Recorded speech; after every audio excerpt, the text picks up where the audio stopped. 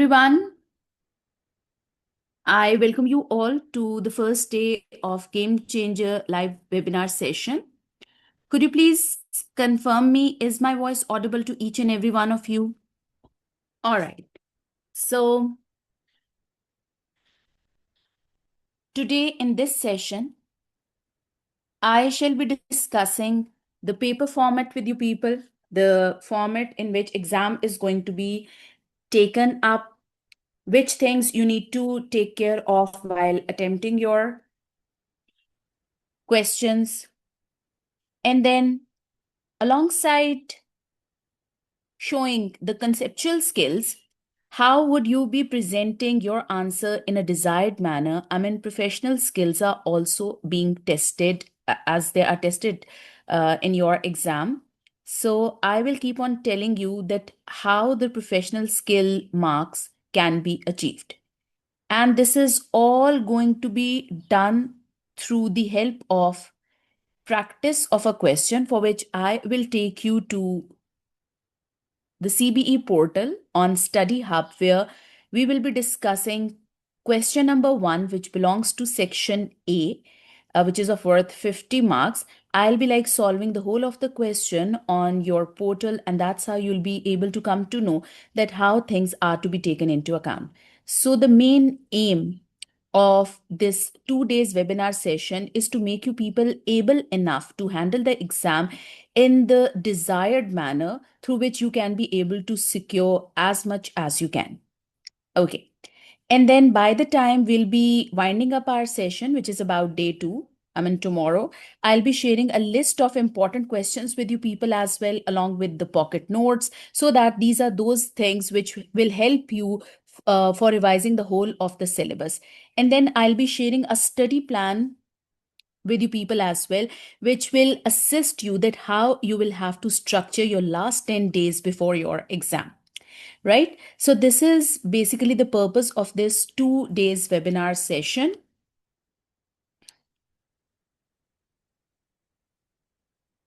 It's been more than 19 years since I am in this field of teaching ACCA taxation as well as advanced taxation. You can also find my presence on ACCA website. So considering the fact that I have got a vast experience in this field, I may tell you precisely that what your examiner wants. So just be very confident, be very careful, vigilant that what I am trying to emphasize on, and these things will surely help you in your exam.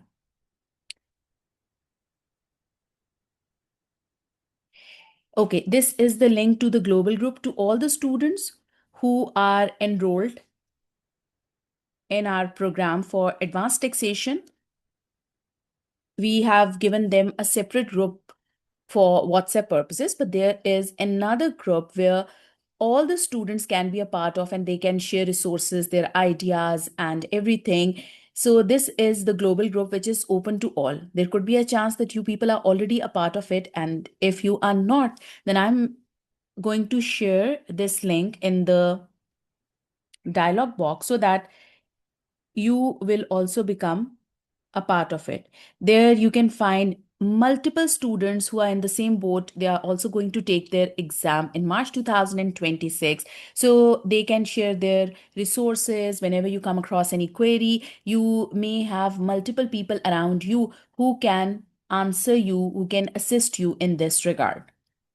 Okay, when it comes to advanced taxation, despite the fact it is like considered to be the most lengthy course amongst all professional papers, advanced taxation has got a long course to cover up. It is a comprehensive one. But on the other hand, it has got the highest pass percentage. This is like a kind of a motivating thing that despite the fact you people have to go through a lot of rules, you will have to remember a lot of things, still there are numerous points which shall keep on like giving you 0.5, 0.25, 1 marks at every step, and that is how you can be able to grab at least 50 or even more than 50.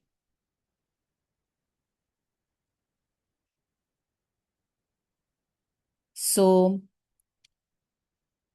before that you appear in the exam, You really need to be confident enough that whatever you have gone through, that shall definitely benefit you in terms of passing your exam.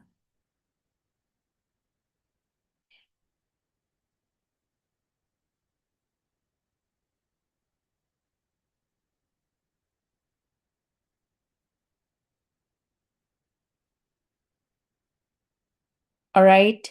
Let me just tell you what your paper pattern is. I hope you people are already familiar with it. Your paper is going to be taken on computer. It is a computer-based exam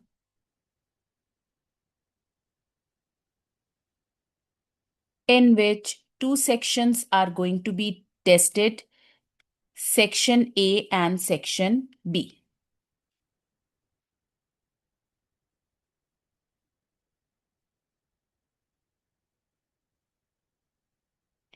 Section A will be carrying question number 1, while question number 2 and question number 3 are a part of section B.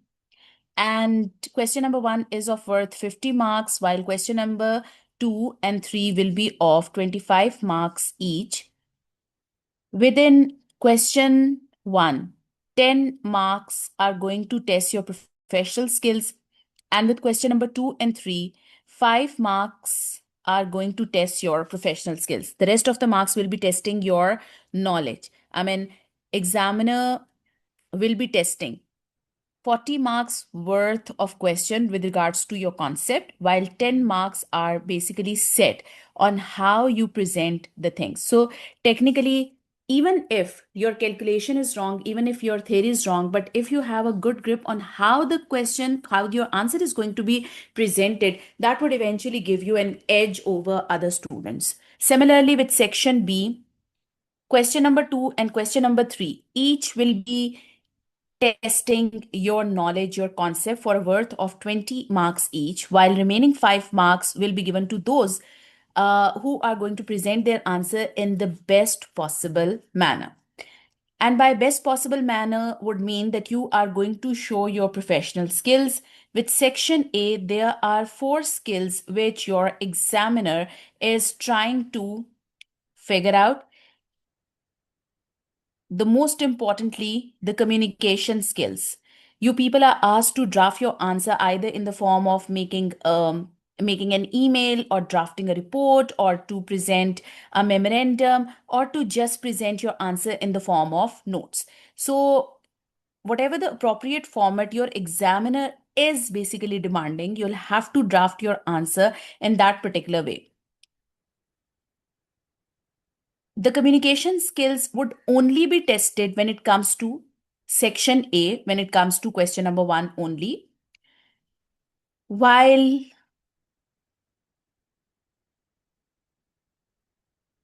with question number 2 and 3, the answer is to be given in precisely in a more straightaway manner. This is basically a document that I have prepared on which the format styles are mentioned.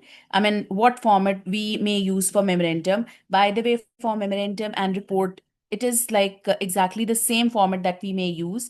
For internal notes, the format can be a little bit different, but let me just tell you that even these three things are similar to each other. So if you're just going to make a little bit of the change in presenting your answer, even then, somehow your communication skills would let you grab a little bit score. So do not worry about this thing, and I'll be sharing this document related to formats with you people as well.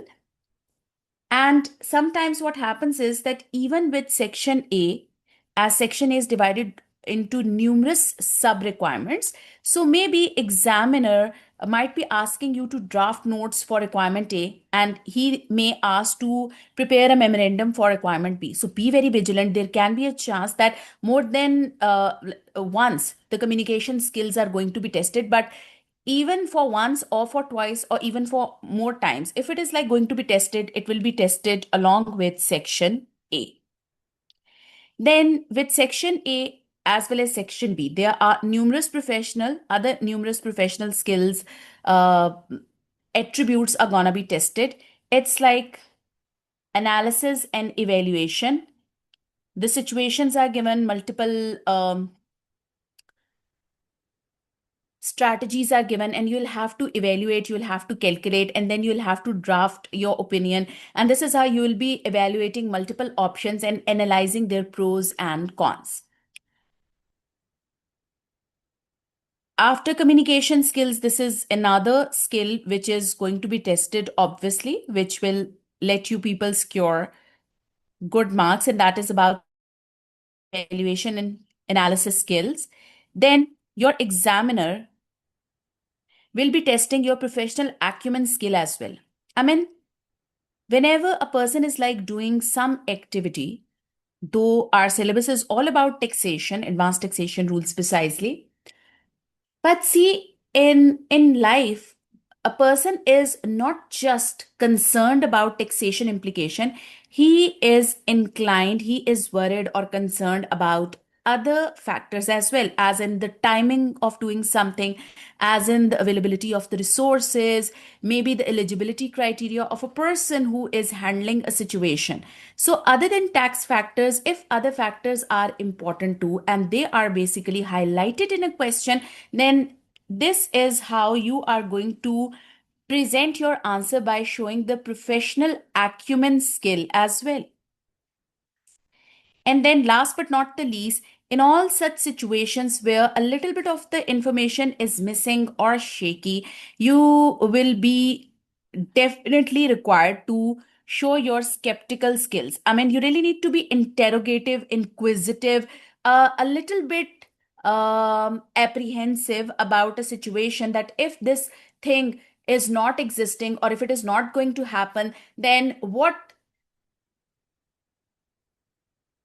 consequences a person may have to bear. So, being a little bit skeptical, this is like obviously a professionally required aspect as well. And this is also to be shown in drafting your answers whenever it is required.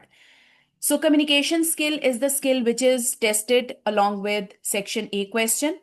And the other three skills are also going to be tested as well in Section A, which is about analysis and evaluation, professional acumen, and professional skepticism. But with Section B, it is just analysis and evaluation, professional acumen, and skepticism, but not the communication skill that you will have to show. Okay, coming back to the same thing, as I said, that your exam will be containing two sections and in total three questions of worth 50 marks and 25 marks, respectively. This is how your exam is of 100 marks in total, out of which 50 at least will let you get through your exam successfully. I mean, minimum 50 are the passing marks, and this all will have to be done in 3 hours and 15 minutes. So 3 hours and 15 minutes would mean that you people are given with 195 minutes in total in order to deal with your exam. Let me just tell you that you cannot straight away divide your 195 minutes over 3 in a normal manner. I mean, when it comes to advanced taxation exam, drafting an answer is like equally important along with reading the question properly. I mean, if you don't read the question properly, you cannot draft your answer. So, one really needs to keep 15 to 20 minutes aside for reading purposes, and the remaining marks are then to be spread over drafting purposes. So, if I say that out of 195 minutes, 15 minutes are strictly for reading purposes, then we'll be left with 3 hours, I mean 180 minutes in total in order to construct our response. And with question number 1, people usually take more time as compared to section B questions. This is not a hard and fast rule, but it is like seen generally that question number 1 does take a lot of time in order to uh, construct a response, in order to draft your response, because numerous requirements are associated with it. But when it comes to section B, people usually take comparatively a little time because of not showing the answer in an appropriate, in a specific manner, as in a communication skill is not basically required. But still, every student is different. There could be a chance that you might end up taking more time in drafting your section B relevant answers as compared to section A. And with every passing attempt, what I am observing that section A questions are getting relatively more straightforward as compared to section B, which does require a lot of knowledge to be implemented. But this is like my observation.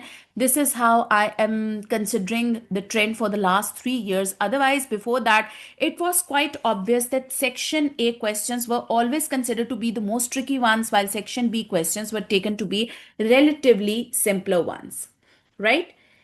Okay, and you will have to go through each question one by one. I mean, it's like if you decide that you're going to take a start with section A, then don't read section B questions. Just read question A, question number one, and then start performing its requirement. Then, if you decide that you're going to do with, let's suppose, question number three, then you'll have to go through the content of the question and then you are going to draft the answers.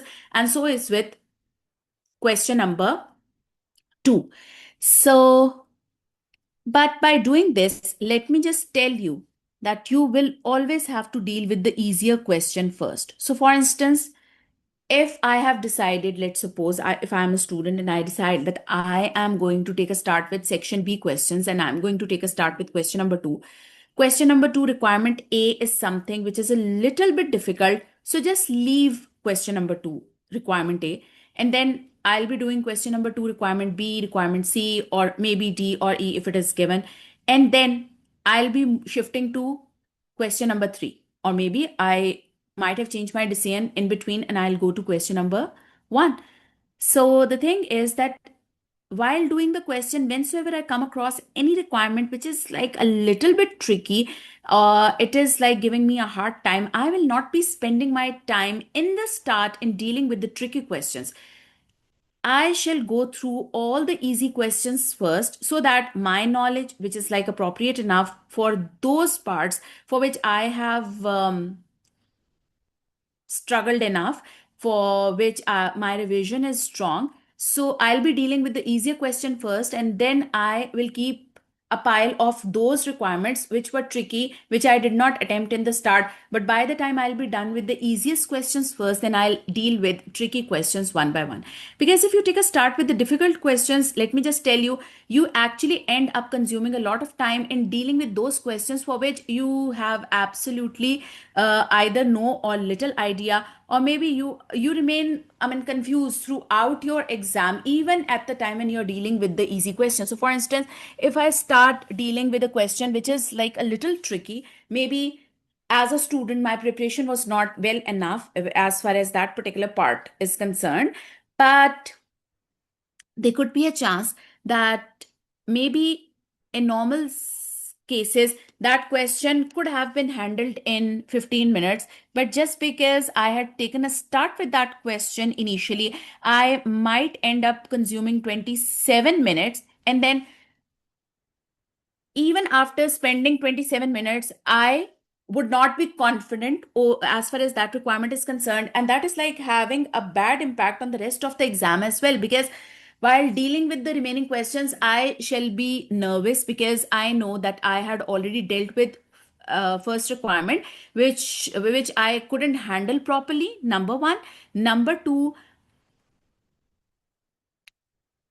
it has consumed a lot of time, and thereby the time for dealing with the rest of the requirements has been somehow reduced, and this is like another pressure that I'll have to bear. So always deal with the easy questions first and just keep on skipping the difficult ones for the time being, and once you're done with the easier portion of the exam, then try, in fact, I should not say try, then start handling the difficult parts of your exam one by one. But either way, you'll have to complete your exam because that does make a good impression over the mind of your examiner. Okay, and while dealing with every question, you really need to have a target ending time. So, for instance, if I'm going to take a start with section A question, which is of worth 50 marks, then I know the fact that I have 90 minutes to deal with this part. I mean, 1 hour and 30 minutes to complete my question number one. How is that possible? See, 15 minutes are altogether set for reading purposes, and out of 180 minutes, which are meant for drafting purposes, as question number one is of 50 marks, so half of the paper could be solved once you are done with question number one. So that means that the moment I start constructing my response, I shall have to keep an eye on the clock. I shall have to keep an eye on my wristwatch, and I need to see that when 1 hour and 30 minutes, I mean 90 minutes would come to an end, and by that time I should have been done with this question. But for instance, if I'm going to leave a requirement or few requirements of section A, then of course this allocated target ending time is like obviously reduced. It is not like that I am going to leave requirement A and C at a side and they are of, let's suppose, 12 marks in total, and still I'll be taking 90 minutes in order to deal with the rest of the requirements. No, obviously for 12 marks I shall have to keep the required time at a side, and for the remaining time must be spent for the sake of completing those requirements for which I'm like a little bit confident. Okay, so let me just take you through the most important thing, that why students fail. Maybe students had not completed their exam, maybe they have a poor knowledge, maybe they are not going to present the theory appropriately, insufficient scoring of points, that is something which I call it as, and insufficient practice, especially not doing mock on the computer based portal, or maybe the weak formatting skills. These are like few reasons. In fact, comprehensively, these are the reasons for which students usually end up failing their exam. But see, by doing sufficient practice and then handling your answer in a wiser way, by taking a start with the easier question first, you shall definitely get able to complete your entire exam on time. And see, one should not leave even a single topic. You'll have to cover all the topics related to your syllabus. But I know, I admit the fact that it's not like that you'll be expert in every topic of advanced taxation syllabus. You must be having good grip over few topics, while few topics are somehow relatively weak. But that means that you have covered each and everything. So, for instance, if any question comes up in which you are good enough to deal with, obviously that the response should be constructed in a nicer way. But if in case any question comes up in which your knowledge is like a little bit weak, at least you have somehow you have a kind of a knowledge about that thing, that you'll have to go through it. It is not like that you're going to leave anything blank. This doesn't leave a good impression on the minds of your examiner. See, if a student has completed his entire exam, and for instance, if at the end it comes to know that he has secured only 48 marks, let's say, considering the fact that he has completed exam, there could be a chance that examiner will be giving will become a thoughtful enough that he is going to go through the entire of the exam once again in order to see if that person can secure 2 marks at least, so that he would eventually end up passing his exam. But for instance, if a person has secured 48 marks and his exam script is not complete, I mean, he has not attempted his paper completely, then examiners usually does not give it a thought to get through what he has drafted. Maybe they take out few marks as well, and that student could have passed his exam, but that second thought could only be given to those students who would have like completed their exam, whose script will be considered as complete in front of examiner, right? And then once I'll be doing the practice of the questions with you people, I'll tell you that whenever you come across any theoretical point, for instance, if there is a question which is carrying 5 marks in total, it's a theoretical question, then you will have to secure according to the marks. 5 valid points need to be produced in order to secure 5 marks. But if a question is of worth 7 marks in total, it's a theoretical one, then one should be securing exactly according to the marks associated with the requirement. I mean, you'll have to produce 7 valid points. Though you may produce more than the least required number of points, but one would not end up presenting insufficient points. And then, as for the sake of practice purposes, you will have to use Kaplan revision kit. If you have time and you may do all of the questions, then this is the best thing. If there is like a challenge in respect of handling everything with respect to the time still left, then I'll be sharing list of important questions with you people. They are almost 27 marks, sorry, 27 questions, which you people should do in order to attain good grip over practice purposes. And doing few of the questions on CBE portal would definitely prove themselves to be a confidence booster. And I urge you people to at least take mocks on computer based exams. We will be taking your mock exams. I hope you people know that, those who are enrolled with us, and even those who are not enrolled with us, they still have an option to at least connect to us for taking mock exams.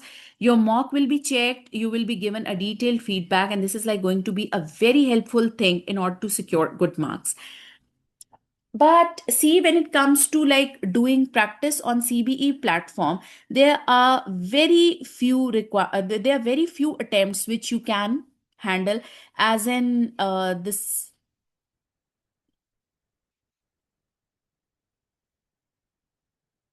the March June 2025 exam attempt. This is something which you can handle on the CBE portal, and along with that, there is a pre December mock. This is something which you can handle.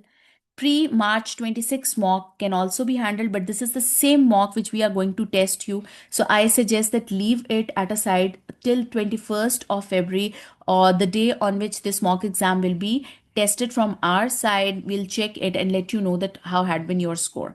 And there is one more attempt as well, which I have selected for you people to discuss in these 2 days session. I mean, half of that attempt will be discussed in today's session, while the rest of the half will be discussed tomorrow. And by having a good grip over questions would mean that you have gone through each and every question. You must have seen that how the professional skills marks could be grabbed. So if you're not going to present the answer in a prescribed manner, that may also be one of the reasons of not passing the paper.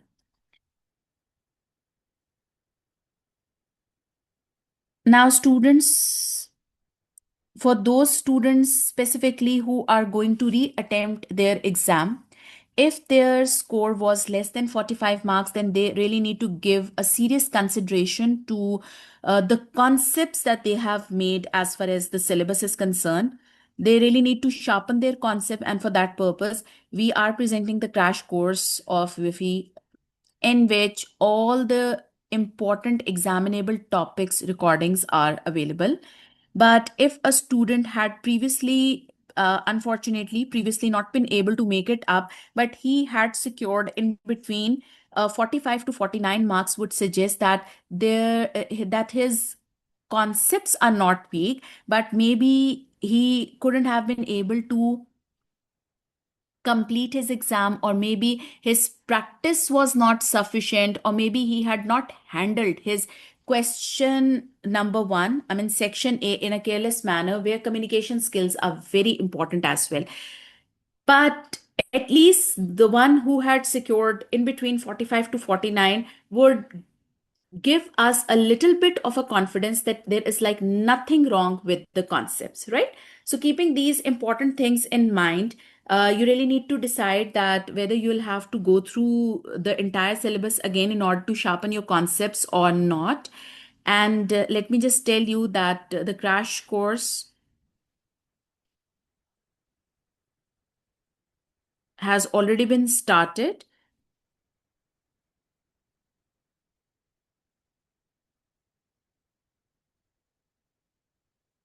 which we call as revision classes. This is for specifically for reset students, reset batch, and in which the pre-recorded material, which is like 80%, in fact, more than 80% of the topics are being covered in it.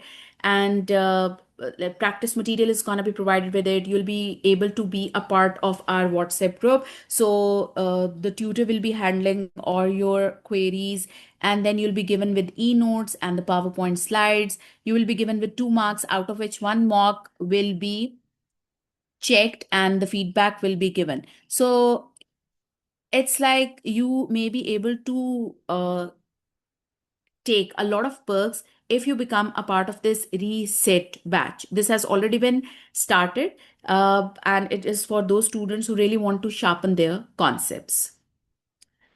All right, let me just take you to the CBE portal so that we may start with the practice thing. But before that, if you people have got any query, any apprehension, anything in mind with related to advanced taxation, then you may please let me know by dropping your concern in the dialog box.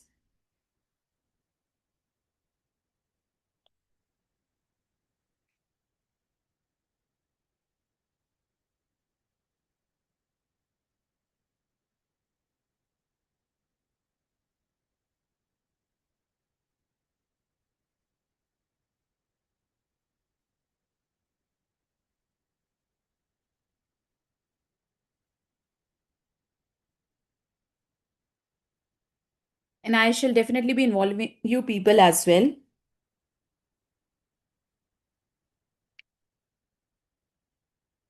in this practice activity, so that you people will really have a hands-on approach to uh, the questions which you will shortly be observing in your real exam, right?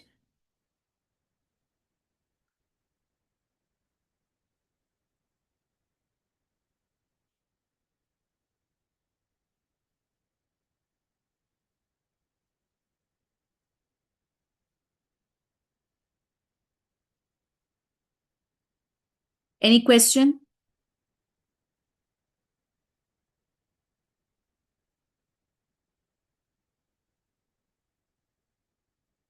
Yes, all the students who are taking this session uh, will definitely be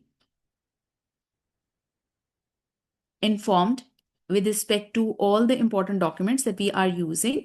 And in fact, this is like going to be shared in the global group as well, so that those who had not been able to take an advantage of being the regular students would also have an access to important things, which does include the list of important questions, the pocket notes, etc.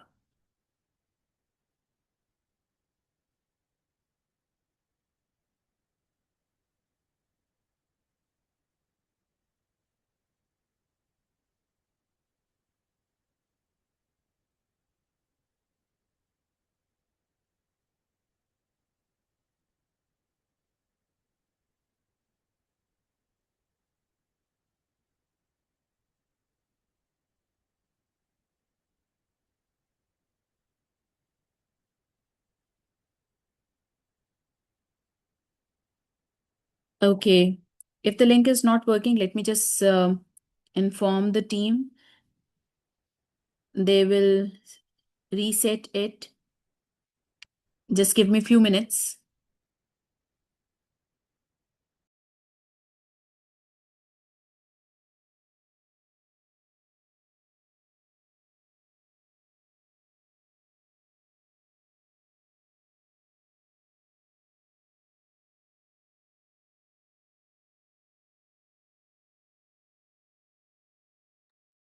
I have shared another link with you people. Hope it's working. Yes, I just got a response from one of the students as well. All right, so I'm just going to take a start with the recent most attempt. This is September, December 2025. See, this is how your exam starts. And initially, you tend to go through the instructions relevant pages, which I believe that you really need to go through all the instructions right now before going to the exam center, because on the day of your exam you should not waste your time reading those instructions which are too general, and you already know you have an access to these instructions even right now. So just go through them before going to the exam and just focus on the real questions on the exam day, right? This is the same instructions for which I hope you or most of you already know about. So they're just telling you that how the portal is to be used, which what features you can use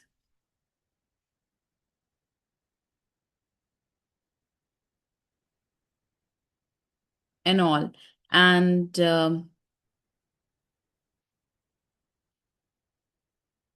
I'm just going to speedily navigating through it. See, it does have section A and B. This is like, these are those things which you people already know. Okay, so it asks you if you are ready to begin your exam. Yes. Now, I am going to deal with section A first, which does contain only one question of worth 50 marks, and concepts are going to be tested for a worth of 40 marks in total. Okay, with section A, what happens is that initially on the right hand side, the screen I'm scrolling up and down, you are given the background, and then exhibits are given. And you can see that there are 4 exhibits. There can be 3 exhibits, there can be 5 exhibits.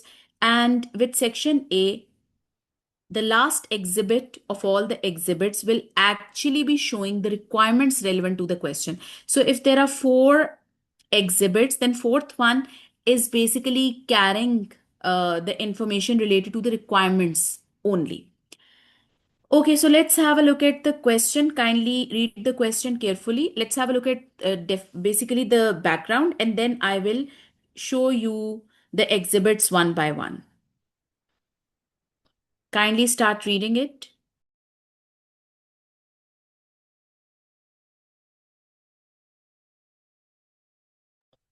Now I'm going to take you through the exhibits. Let's have a look at the exhibit 1. Now, exhibit 1, though it opens into a small box, you can change the size. I mean, you can enhance it.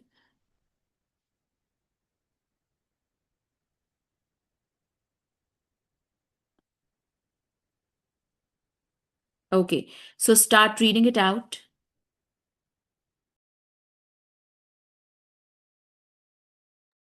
I will keep on scrolling the screen time by time.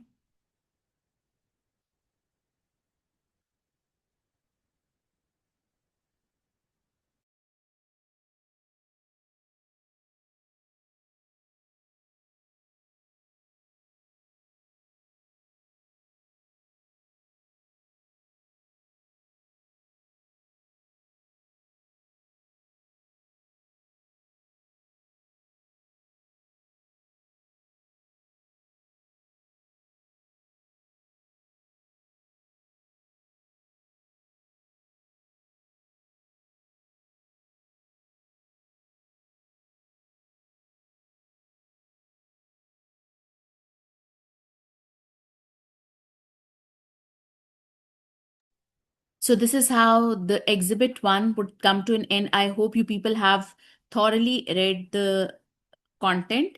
Now I'm going to exhibit 2 again. I'm just going to change the size of the screen so that you may read it properly.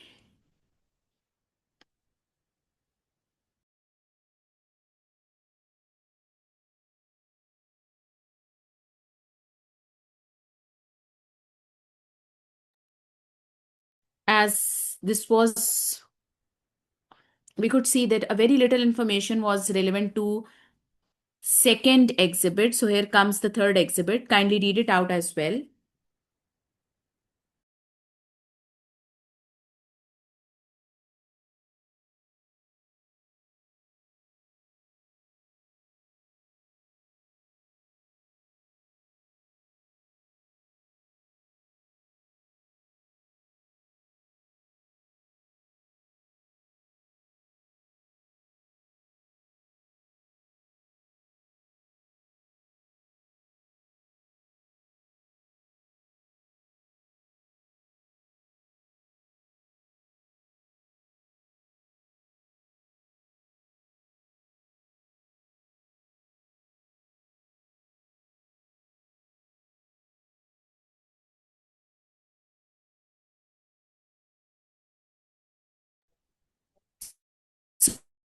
have you all read the question? I mean, have you all covered this exhibit 3 as well?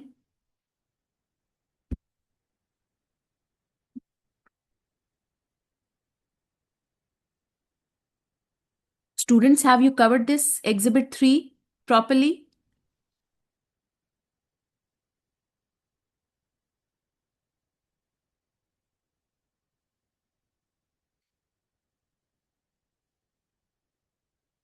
All right. Now, keep one thing in mind that whenever you are dealing with section A questions and you have assessed that there were 4 exhibits, so whatever the last exhibit is, as here the fourth one is the last exhibit, I'm just not going to go through this exhibit completely at once. Rather, I'll go through this exhibit one by one, step by step. Okay, I'm just going to open this exhibit 4. As last exhibit will always be containing the requirement. So if you are given with 3 exhibits in total, then third one is the last one, and whichever is the last exhibit shall be carrying the requirements, which needs not to be gone through in a single go.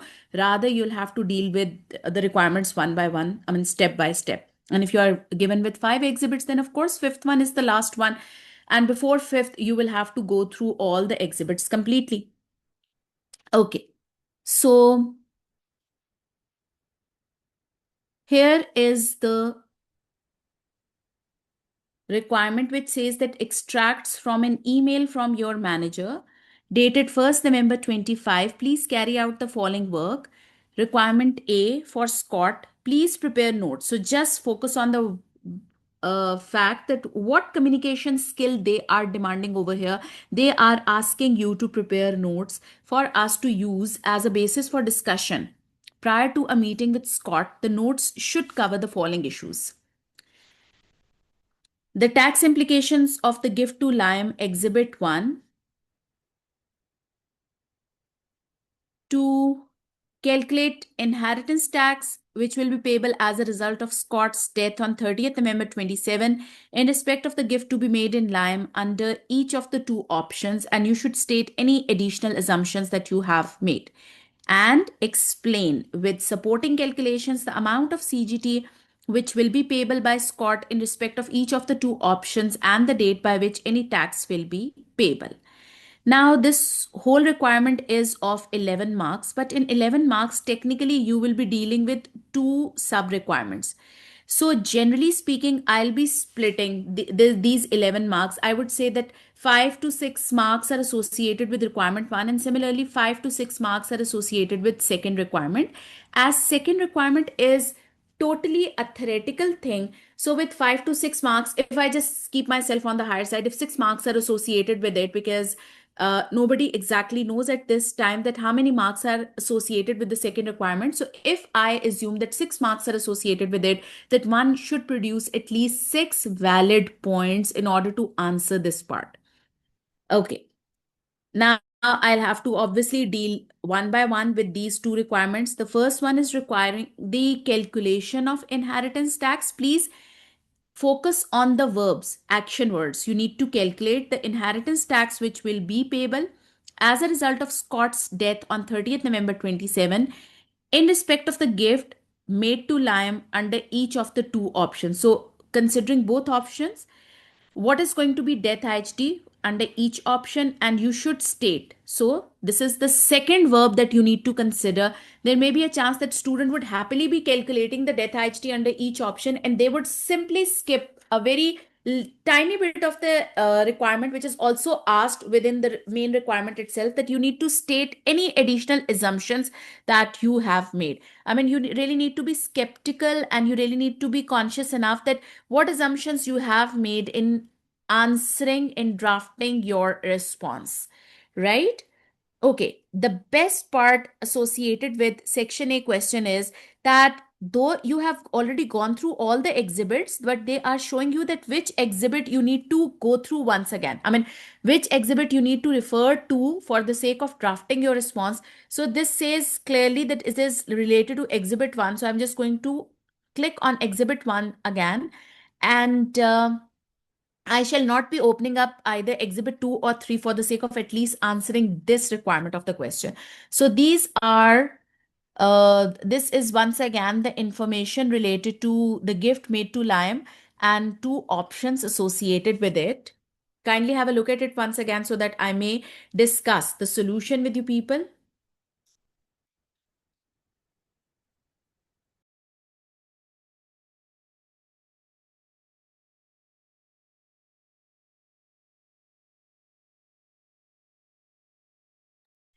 Students, I really like to give you a chance to do the death IHT calculation for at least option number one. It will not be taking much of the time. It is not very comprehensive. What if you just take few minutes? I mean, I think 3 to 4 minutes are sufficient enough in order to deal with option one death IHT calculation, for which let me just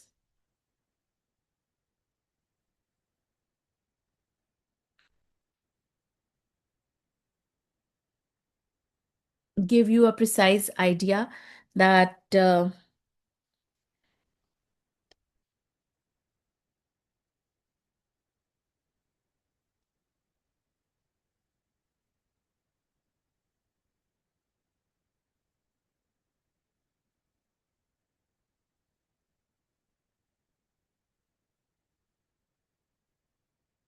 so this is the relevant information there in front of you.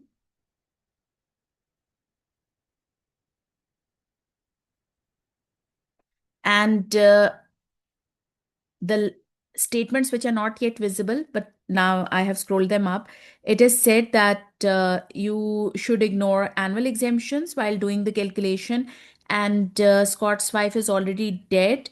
And despite the fact the first spouse is dead, but she has made use of her entire of the nilded band. So don't think that any unused nilded band is available. And Scott is going to die on 30th September, 30th of November 2027. I mean, in the tax year 2728. And this is the rest of the information which is like important.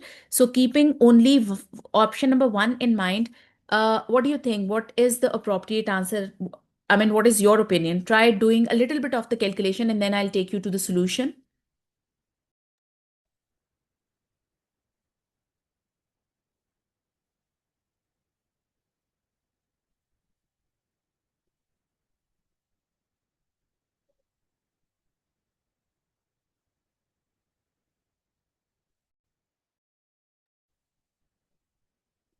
So, has anyone been able to come across any of the solution?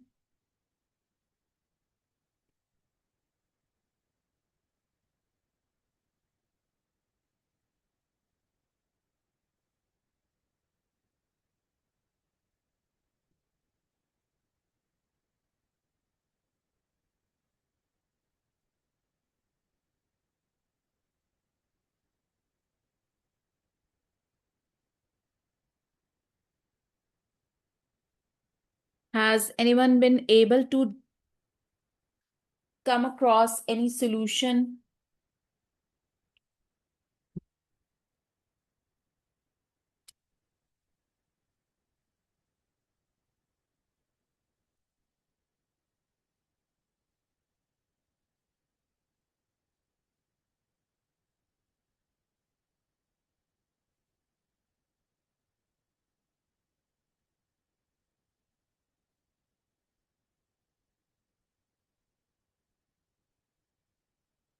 According to you, that is of 222,000, very close to the original solution. So, how many, I mean, the number of steps that you must have performed correctly would definitely let you grab score. So, do not worry at all that if your answer, for instance, doesn't turn out to be completely correct, that would not mean that you are not going to get any of the marks. You will definitely be receiving the marks related to showing each accurate step. Okay, let me just take a start.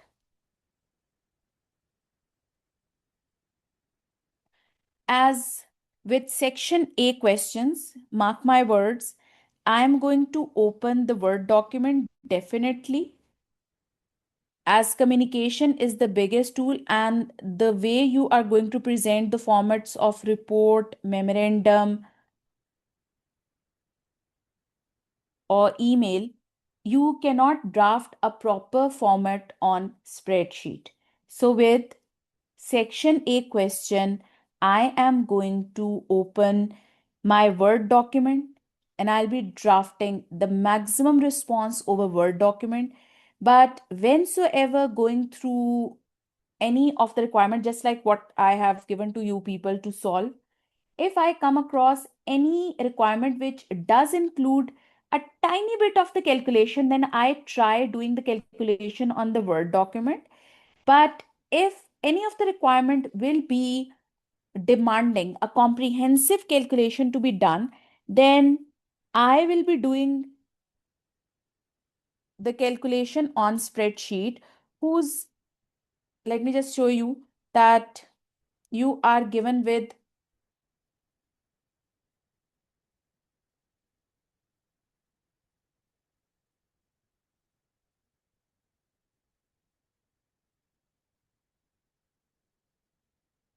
both options. I mean, to select the Word document or the spreadsheet. With section A, I'm going to open the Word document definitely. It will be, I mean, this Word document will be used for the sake of like jotting down all the relevant theoretical points. And in all such cases where the calculation will be required, if it is a minute calculation, then I try doing the calculation on the Word document, definitely.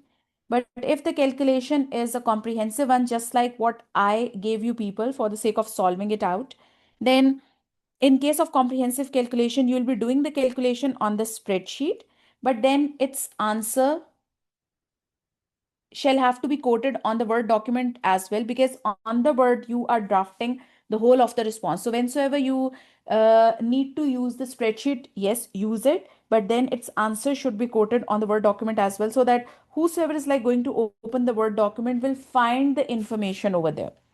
Okay, I'm just going to open the Word document basically.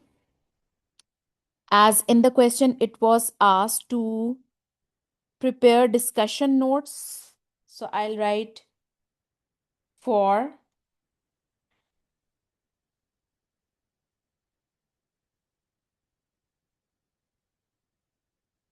the files,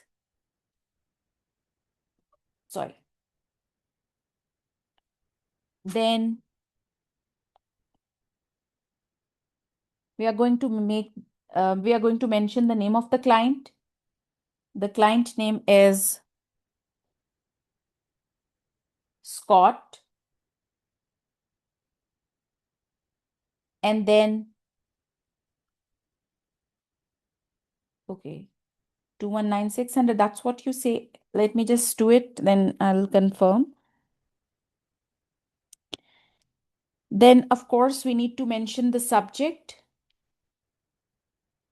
The subject is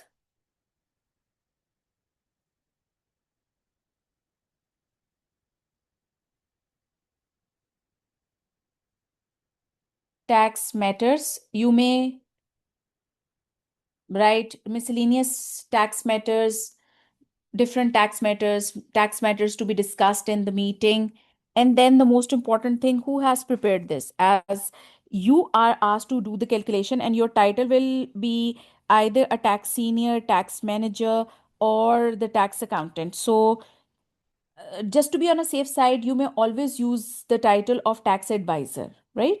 So this is like up to you that what title you are going to give to you. You will be now mentioning who has prepared it. So prepared by, I'll write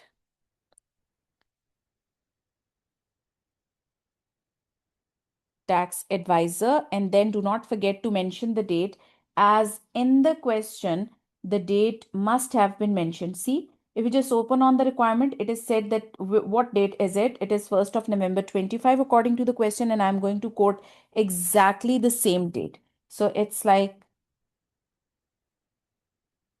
date 1st November 2025, right?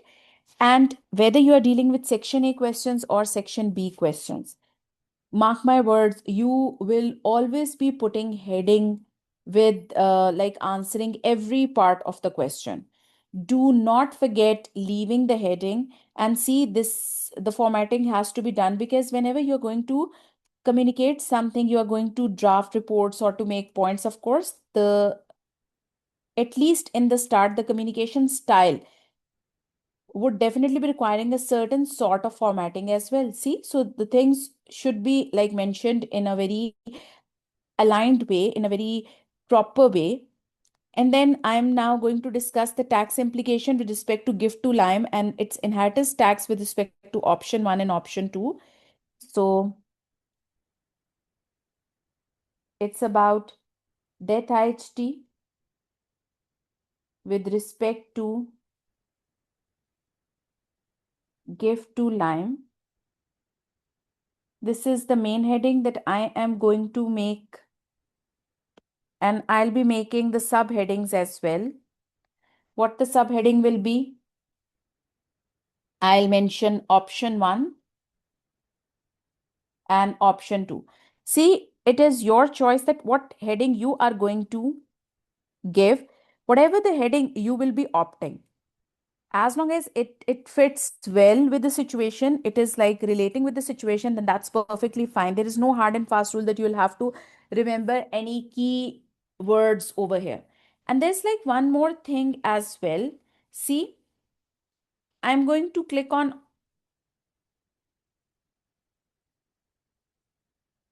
exhibit 4. I'm in the exhibit in which requirements are mentioned. I may do one more thing as well. Instead of typing, I may copy paste the things as well. See, I'm using the button of shift and arrow key to select a certain line, because this is like the heading which I typed, and obviously I did consume at least a minute on this thing.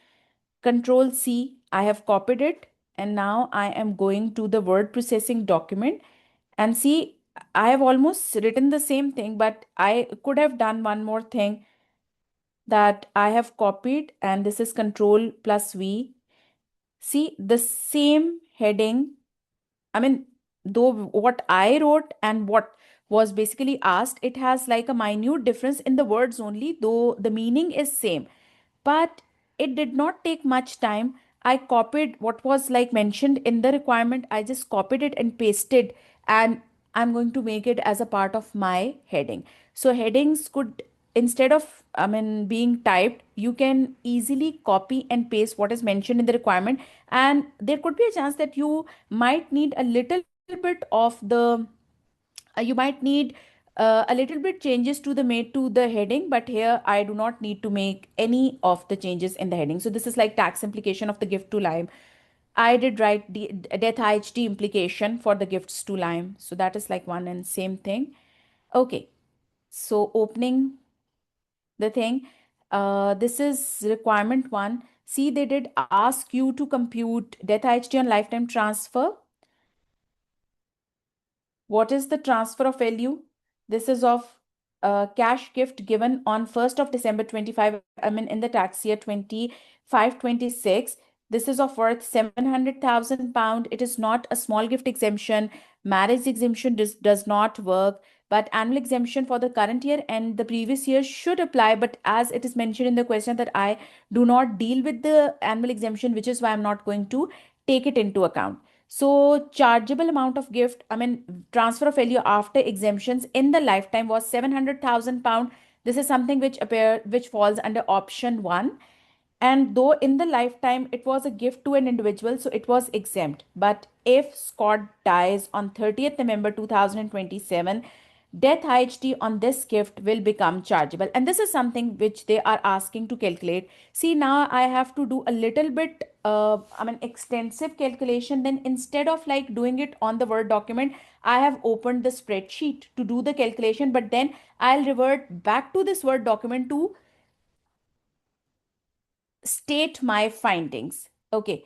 Now, when you are juggling in between the Word document and the spreadsheet, what you need to do is you will be copying the heading, Control C, and I'm going to the spreadsheet and I'm going to mention my heading over there as well, so that at the point when examiner will be checking everything, he will open your spreadsheet and it will be like very easy for him to find out that where you have actually calculated something. So this is like requirement A. I need to mention this number, requirement A, as well over here, right? Okay, I have put the same requirement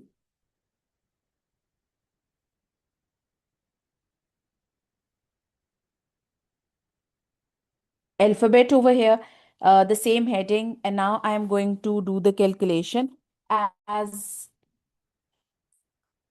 the chargeable amount of gift, which was a cash gift given on 1st December 25, was of £7,000. The chargeable amount of gifts shall be taken as gross chargeable amount, that is of £700,000, against which the NRB needs to be deducted. The NRB value is of £325,000, but NRB needs an adjustment. NRB needs to be adjusted for the chargeable transfers made in the last 7 years, and last 7 years are always counted back from the date of gift. As 1st December 2025 is the date of gift, we need to look back at how many chargeable transfers were made in the last 7 years before that. I mean, 1st December 2018 to 1st December 25. And according to the Exhibit 1, see, they are saying that two gifts were given. One is worth £420,000 and the second gift is of £180,000. Though in the lifetime, this gift was chargeable, and upon death it is going to be chargeable once again. And this gift given to Karen was exempt in the lifetime because it was a pet, but just because the donor dies within 7 years of making the transfer, so this is going to become chargeable as well. So when we look back at the transfers made in the last 7 years, we need to make sure that had they ever been chargeable. So the thing is, yes, these two assets were chargeable, but this is their transfer of value figure, against which the exemptions should be deducted first in order to see what the gross chargeable amount is. And well, the point is that, see, they said that don't go for annual exemptions.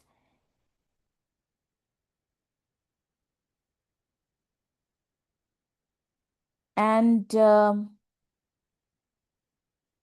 if I just specifically count 180,000 first, this is the transfer of value precisely. But against this, though we had small gift exemption, marriage exemption could be applied if the situations, if the conditions were fulfilled, but that's not the case over here.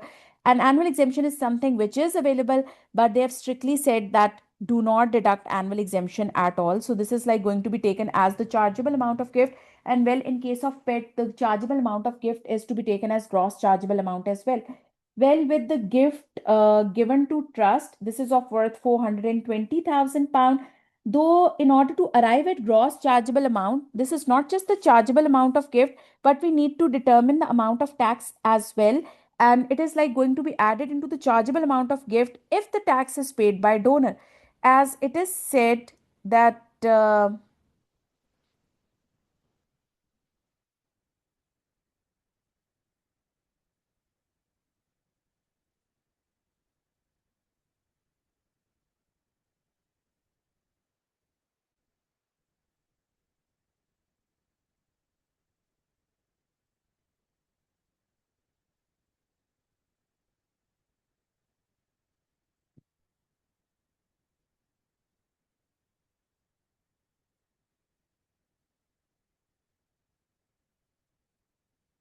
If you consider that donor had paid off the taxes, then of course you will have to go through a long process in order to determine the amount of the tax, because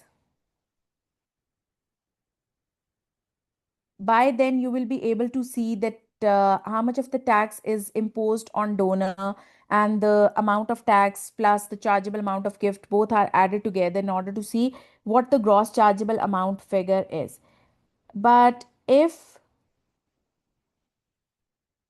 the donee, I mean the trustee, has paid off the taxes, then it is just the chargeable amount of gift which shall be taken as gross chargeable amount.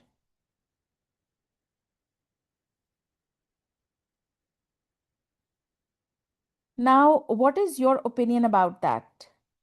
Shall I take it as a chargeable amount of gift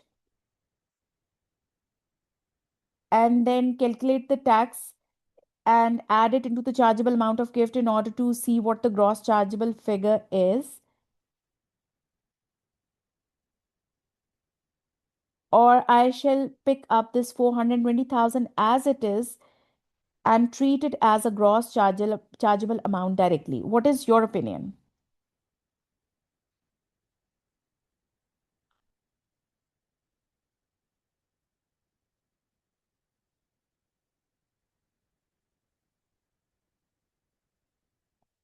Use it as it is. Why?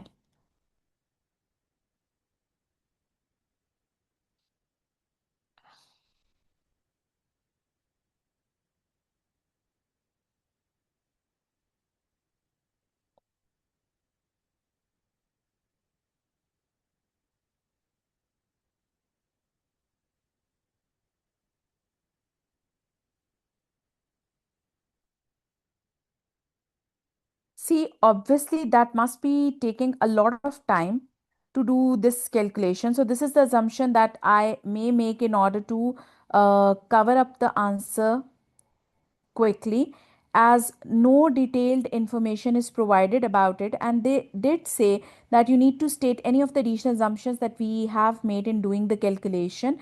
So, I believe that this is the gross chargeable amount. There could be a chance that donees, the trustees, have decided to pay off the taxes. And if trustee would have paid off the taxes, then whatever the chargeable amount of gift is, that shall be treated as the gross chargeable amount. So just for the sake of like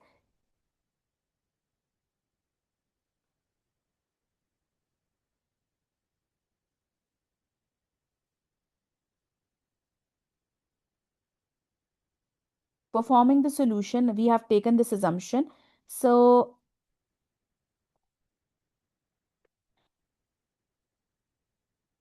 we are going to adjust this NRV figure for the transfers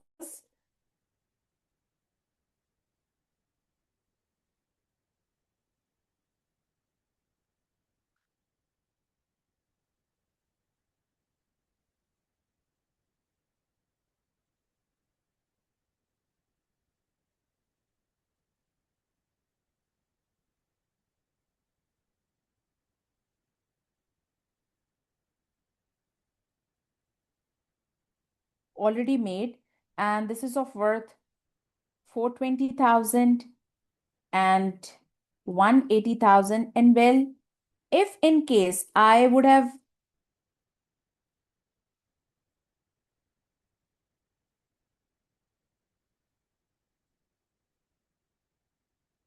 consumed a lot of time in doing the calculation about how much of the tax could have been due if Scott himself had paid off the taxes, then see, even then, the gross chargeable figure would be found higher than this 420,000 pound. Are you getting my point?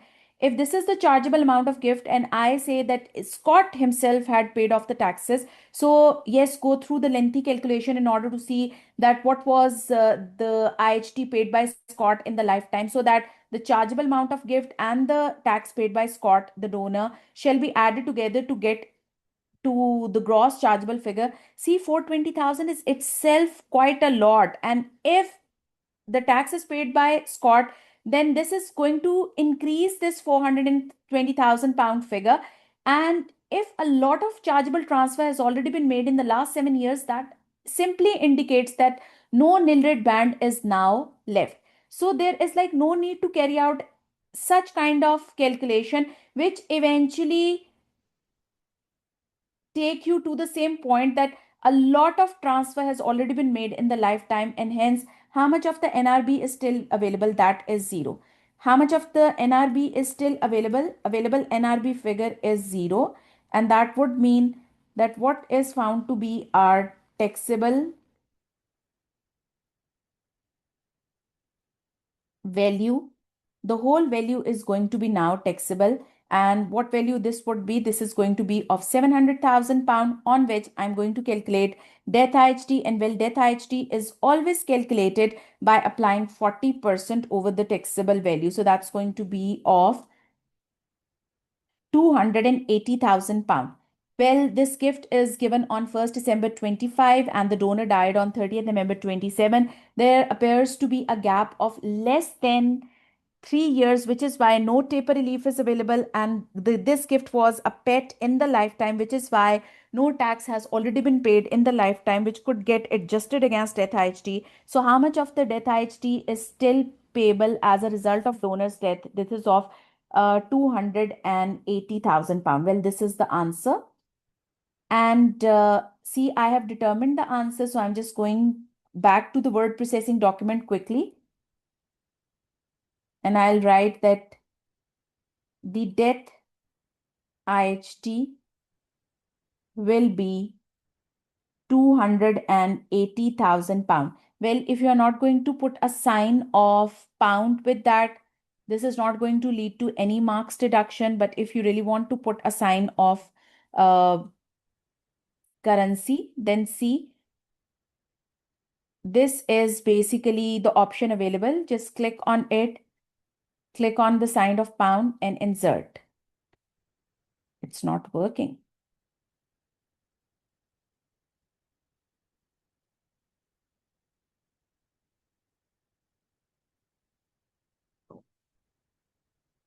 Okay, we just in case if this happens that something doesn't work, otherwise this is like going to be done through this way.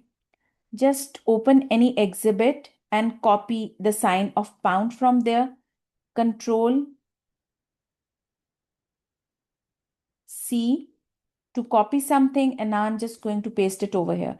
But see, this is like something which is not essentially to be done. It is not leading to any marks deduction. So that IHT will be 280,000 pound, and you are going to write refer to spreadsheet for working.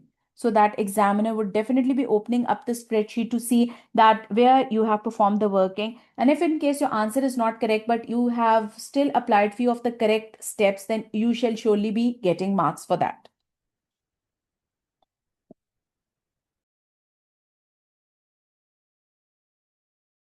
Clear? Now, quickly moving towards the second requirement of the question. Sorry, the first requirement, but its second impact, as in we are now going to calculate death IHT on lifetime transfers under option 2. The option 2 is there in front of you.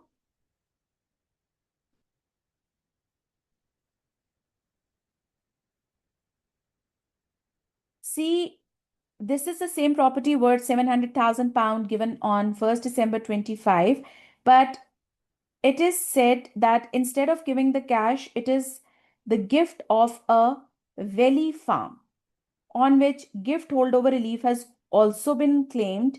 So, see, when the farm is being given, considering all the relevant conditions are being fulfilled, so agricultural property relief would apply. And agricultural property relief would apply with respect to the agricultural value of the property, which is of, it is mentioned over here, the agricultural value is of 460,000 pounds. So once again, I'm opening the word processing document. I'm mentioning option 2. This is my another heading. And going to the spreadsheet, I'm going to put the heading first and then gift of the farm.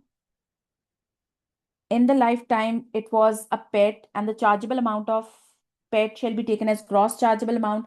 And well, chargeable amount does include the transfer of value less exemptions. And here it is said that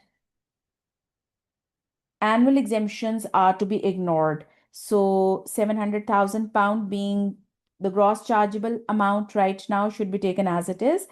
And then against this value, I am going to first apply agricultural property relief, but it is like restricted up to the agricultural value. And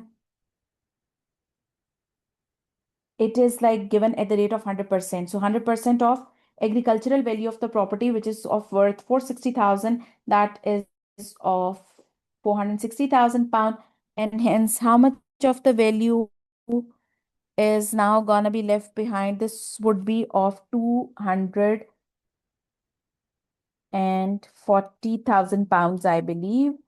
So this is the value which is now to be treated as a gross chargeable figure after applying agricultural property relief.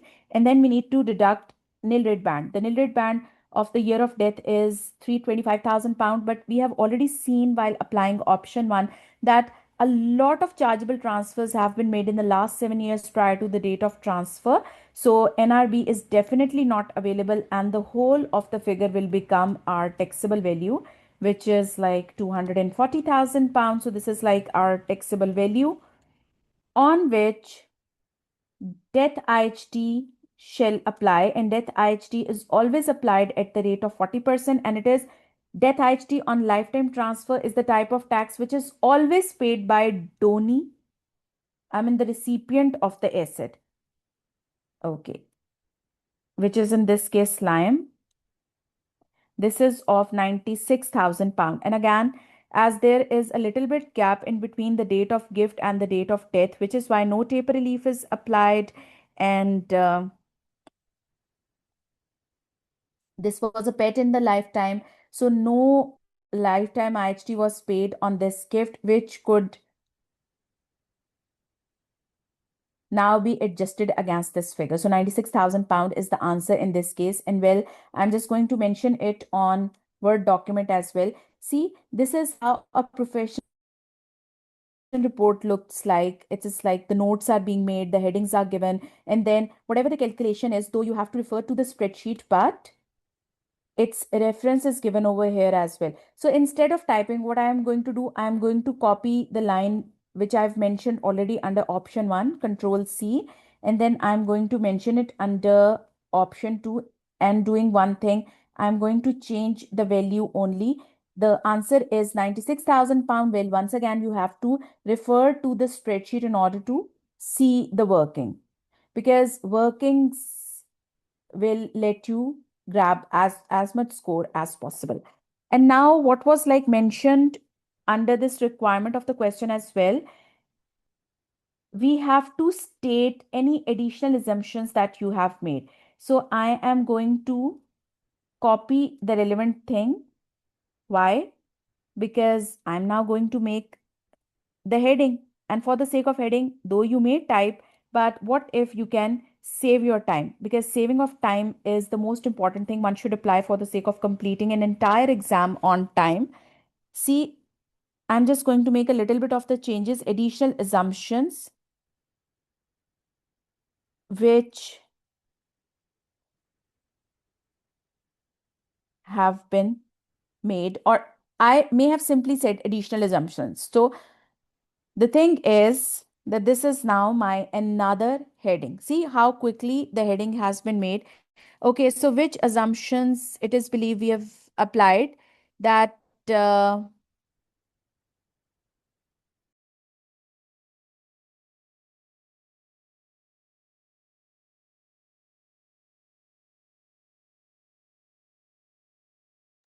see, if I just write down that the tax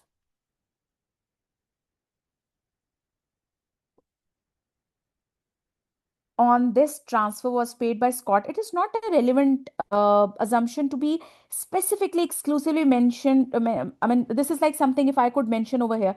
For instance, if I had gone through a detailed calculation in order to determine the amount of tax paid by Scott, even then NRB would remain zero, because the value of the property is itself is on the higher side, which is making me believe that no NRB will then be left behind. So this is not a very significant assumption that I need to highlight in front of examiner. But yes, the assumption that I need to mention is about APR, the agricultural property relief.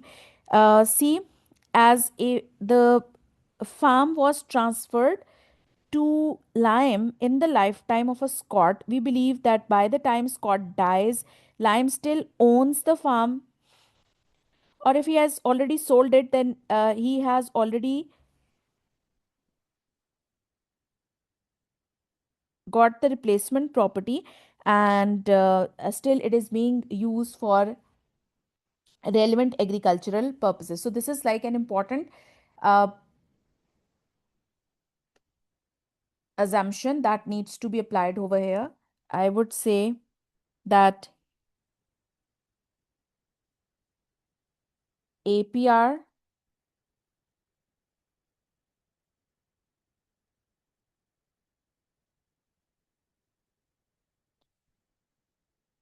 has been calculated under option 2, for which assumption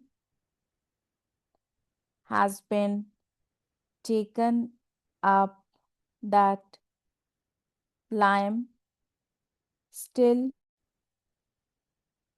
owns the agricultural property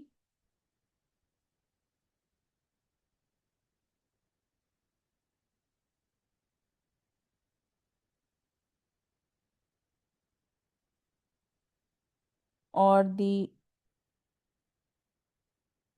replaced one by the time Scott dies, while still being used for agricultural purposes, right? Is this thing clear to each and every one of you?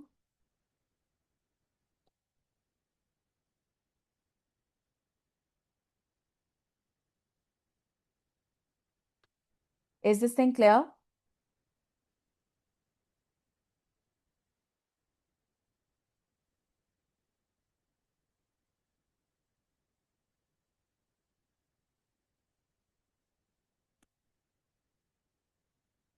Okay, so quickly moving towards the other requirement, as if I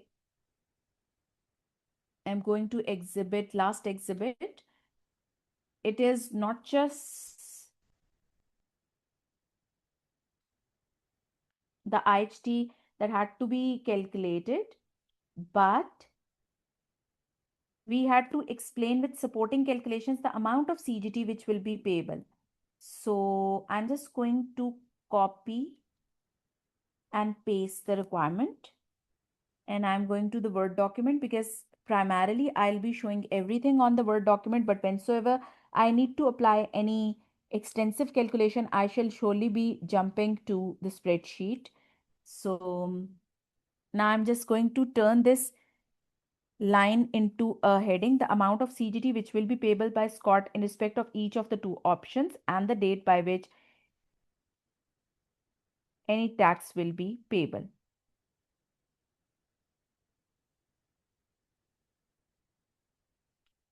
Okay, so this is like quite enough.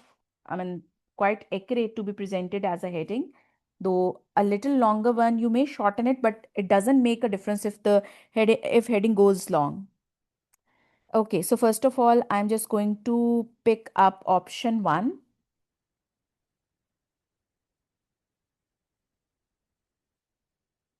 Okay, as far as cash gift is concerned,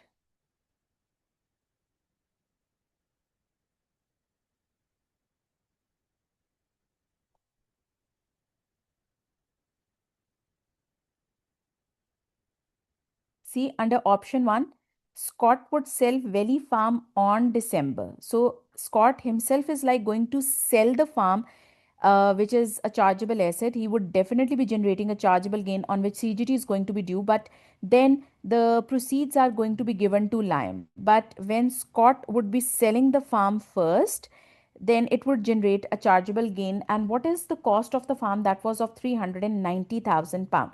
So the point is, as it does not require a lot of calculation to be made, so I think I can do the calculation on the spreadsheet. So a chargeable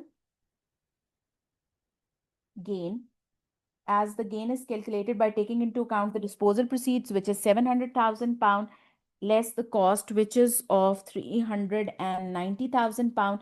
So the chargeable gain figure is going to be of 310,000 pounds. So it's like 310,000 pound is said to be a chargeable gain that will arise on the sale of the farm, right? And then how much of the CGT liability Scott had to pay, as Scott was alive at the time when he sold the farm first and then gave the cash proceeds to Lime. So in the lifetime, CGT liability shall definitely be due. So CGT liability of, it's like, it's a farm, not a residential property, and he's a high rate taxpayer. So on 210,000, of course, the CGT liability had to be paid at the rate of 20%. But I hope you must be thinking that whensoever a person is like going to sell off any chargeable asset, we will surely be deducting the current year capital losses, the annual exemption, and the brought forward capital losses. See, no other information with respect to current year capital losses or brought forward capital losses is given in the question. And in the question's requirement, it is strictly said that you should ignore the annual exemptions for both CGT and IHT. So I'm not going to deduct it. Otherwise, if this thing has not been mentioned, then definitely I must have deducted the annual exempt amount for CGT calculation. Uh, in this case, I mean, 3,000 pound would have surely been deducted, but not the case over here. So how much of the CGT liability will be due in this case? That's going to be of 62,000 pound. So CGT liability of 62,000 pounds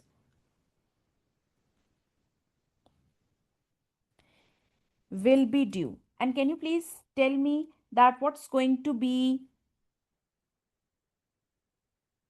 the due date of payment? Yes, this is of 310,000 pounds. Sorry.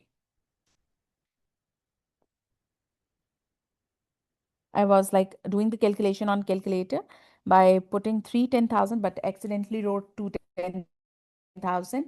Okay, so could you please tell me when this tax will be due?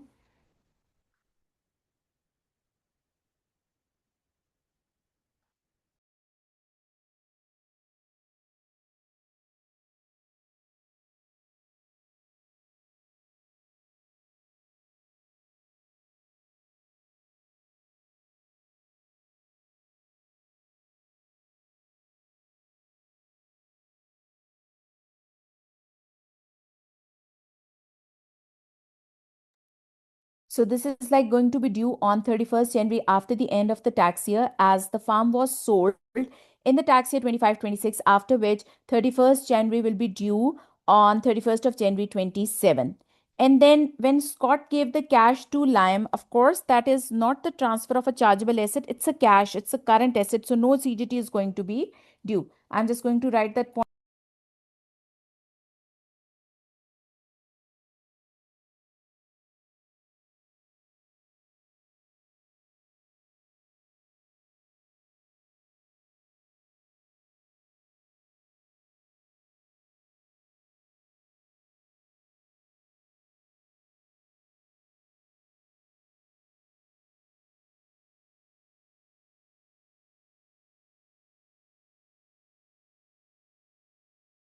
Right?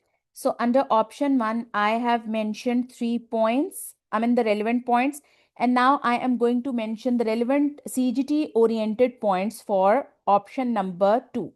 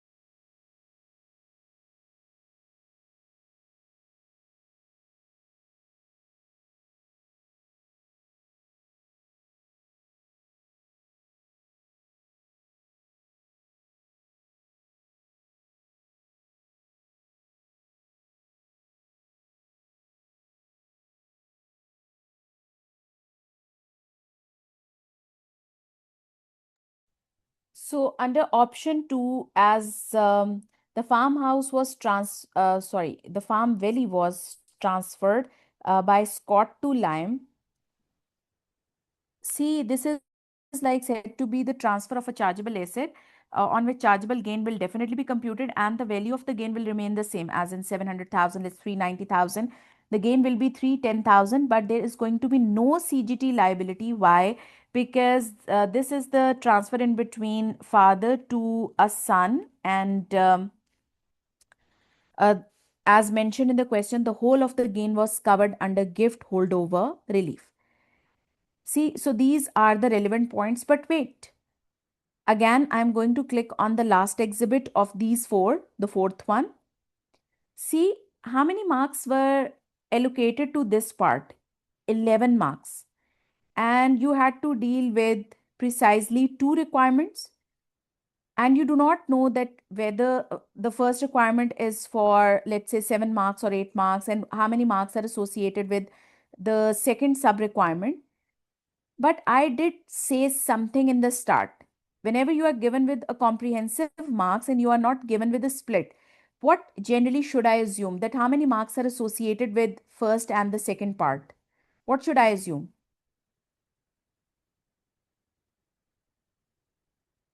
How many marks I think should be linked with second part, let's say.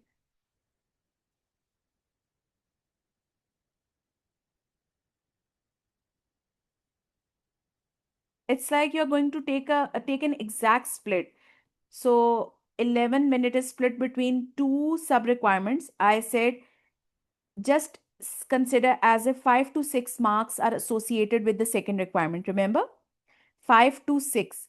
And be on the higher side, if I say that 6 marks are, let's say, associated with this requirement, and see, it was like predominantly a theoretical portion, though it did require a little bit of the calculation to be done as well, but uh, it was like comprehensively a theoretically dominant requirement. So if I believe that this is of worth 6 marks, then I had to produce 6 valid points, right?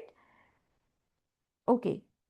Opening the Word document, under option 1, I wrote 3 points, and under option 2, I wrote 2 points. So these together make like 5 points. And just to be on a safer side, I really want to insert one more point, so that whatever I believe that if it is like given an exact split of 6 marks, then I should at least produce 6 points. I am just going to write down a point that could be relevant in this case. Let's take option 1, where the asset was sold to an outsider first and then the proceeds were given to Lime. One may think of applying BADR, business asset disposal relief. If someone thinks that this was a business asset and the whole business is being sold, let's say, but BADR is not available. Why? Because Scott had held this farm valley as an investment asset.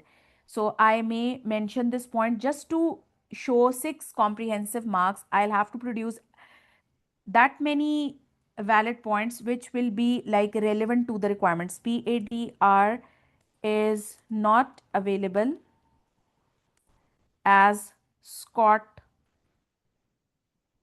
holds this farm as an investment asset, right? Is this thing clear?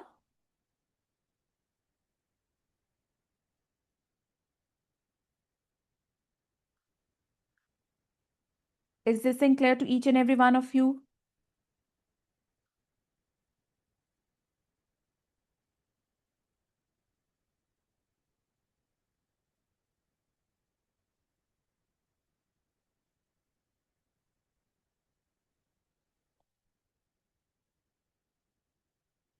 Now the next requirement, A2, is for worth 5 marks. And if it is like a theoretical one, prominently a theoretical portion, then ILB produces at least 5 valid points. But it does contain 2 sub requirements once again. The first one says that explain and calculate the reduction in IHT which would result from delaying the gifts by 6 months, and prepare a summary of the taxation you advise you would give to Scott based on the work you have done in parts 1 and 2. Okay, so first of all, this is like once again pinpointing towards exhibit 1. So exhibit 1 is relevant to answer this part.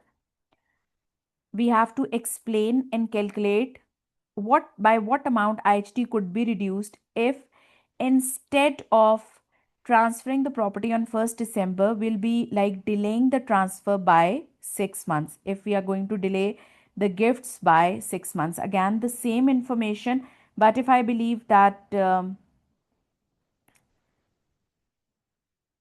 as now the gift is being given on 1st of December 25, what if the gift will be given on 1st of June 2026?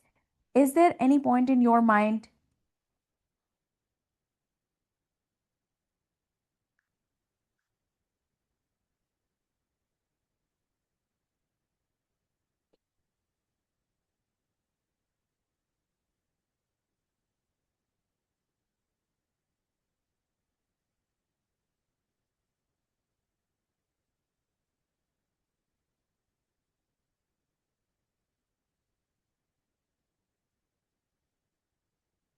Is there anything in your mind that makes you believe that tax liability could be mitigated, it could be somehow reduced if the gift is gonna be delayed for 6 months?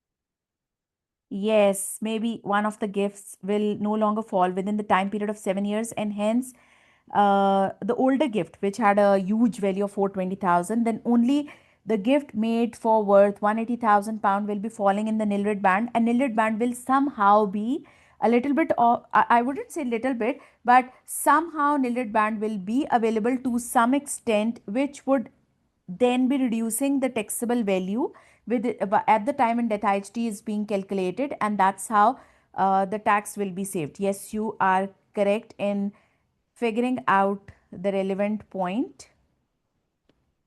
Okay, again, as we have opened section A, I will be mentioning all the things on the Word document, but whensoever I come across any detailed point which will be requiring an extensive calculation, then surely I'll be switching to the spreadsheet. I am going to copy and paste whatever has been asked as a requirement and going to the Word document to paste it. Requirement 2, this is the reduction in IHT which would result from delaying the gift by 6 months. I'm just going to make tiny bit of the changes to make it look like a heading, and then as according to the exhibit 1, in the last 7 years these two gifts were mainly falling, but if the gift is delayed to 1st June 2026, then 6 years prior to the date of gift shall be starting from 1st of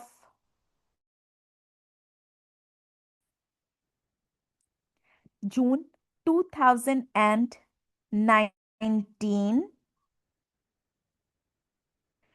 1st of June 2019 till 1st of June 2026. That is basically making 7 years prior to the date of gift. And in this case, this gift will no longer be falling. Only this gross chargeable amount of 180,000 pound will be falling, and thus releasing, thus we will be having to have an access to the remaining of the NRB, which would then be obviously eligible for the sake of reducing RCGT liability. So this is something I'm going to write it down.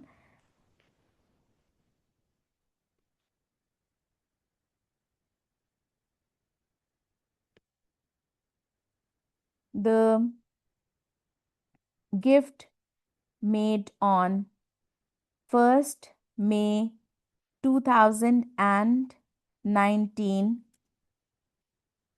will no longer fall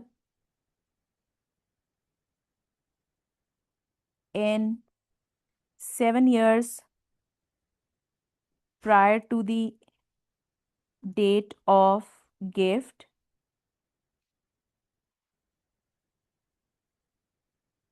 if the gift is delayed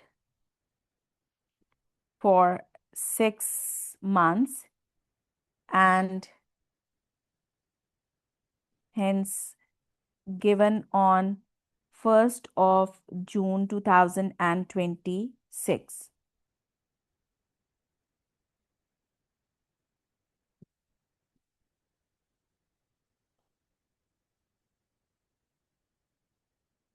This would then lead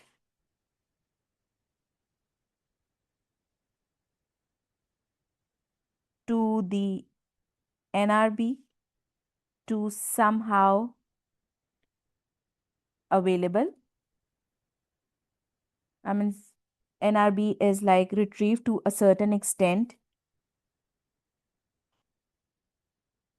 The available figure of NRB in this case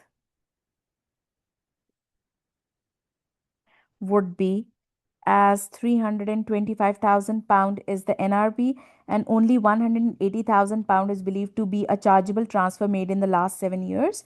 So how much of the NRB would then be available? That is going to be of 145,000 pounds, right?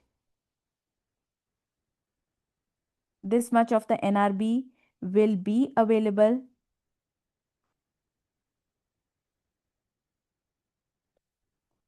and hence death IHT will be reduced by 40% of this amount. So 40% of £145,000 will be equal to £58,000, right? So this is the advantage that one may have if the gift is gonna be delayed to 1st June 2026. I mean, if it is delayed by 6 months. Okay. Now the thing is, if you just have a look at the requirement, you had to calculate and explain. Both things are done, but here we have to deal with one more thing as well. We need to prepare a summary of the taxation advice we can give to Scott based on the work we have done before in 1 and 2. So what advice we may give, as in, if he gives the gift on 1st of December, we have carried out the calculation under both of the options. And if he has given away the gift 6 months later, then we have determined the availability of NRB based on what we have done so far. What advice we may give?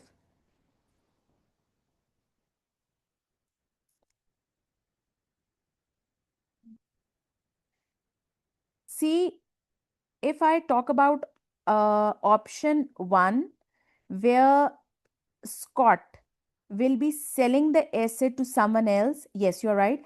Gifting the gifting the farm after 6 months, that would like lead to have a reduced value of IHT, debt IHT. And secondly, the most important thing, that Scott will be selling off the farm to someone else under option one, thereby chargeable gain would arise and CGT will be due, because delaying the gift to 6 months wouldn't mean that CGT could be avoided.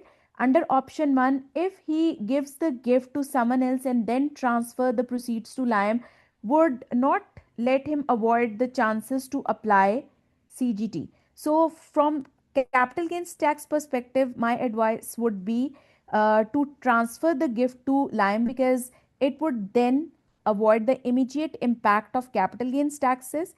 And also, if under second option the gift is to be given to Lime, then the gift should be delayed for 6 months, because in that case, the death IHT on lifetime transfer will be due, but this will be like somehow reduced. Because if you just have a look at what the working we have done so far, even under option 2,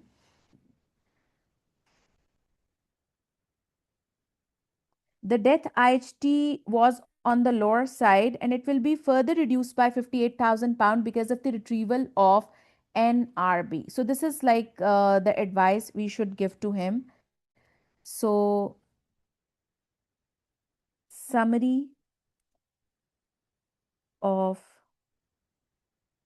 taxation advice. See, even a little bit of the typing must consume time, which is why I usually find it comfortable if you just copy paste the things. But one more thing, sometimes in some countries, this has been noticed that the systems which are provided to the students have some sort of flaw, and usually you cannot be able to copy from like question side to the answer side, but it happens rarely. But if that's so, do not get upset, start typing, because obviously this is something which is definitely there, though you may not have then an option of like saving times in terms of reducing the required typing. But see, a student should not get upset while doing the things. If you find that your system is not working appropriately, you may ask the invigilator, you may ask someone who is like taking your exam. But if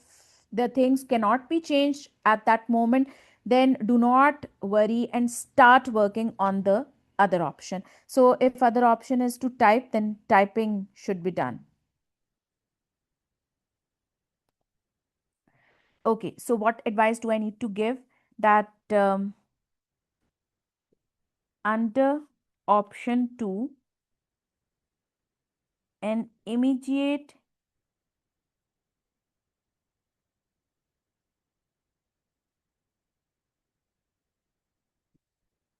CGT liability would be avoided and the gift should be delayed to delayed by 6 months in order to reduce death IHT by applying the above mentioned strategy. The revised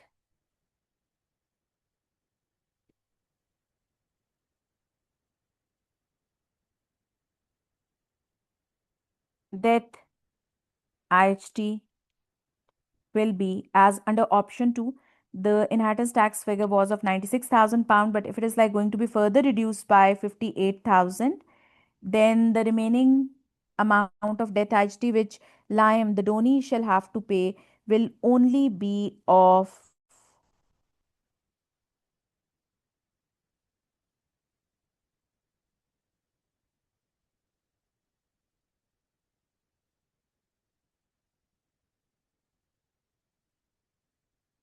38,000 pounds, right?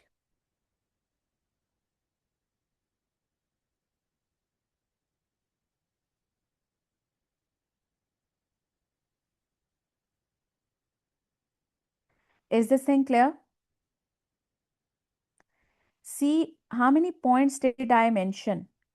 I have made 4 valid points for first thing and 3 valid points under the second heading. Well, it was for 5 marks and at least 3 valid points under each requirement to be given, because if you split 5 exactly in between these two things, so it's like 2.5, so be on the higher side, it's like 3 marks to can be associated with first requirement and 3 with the second. But see, despite the fact I did produce 3 valid points for the summary thing, but I produced 4 valid points for the first heading, which were like unavoidable. All these 4 points were essential. In fact, I had purposely made a bifurcation of 1 point into 2, as in this could be mentioned this way as well. But otherwise, if you are going to produce more points, that is not a harmful thing, right? Is this thing clear?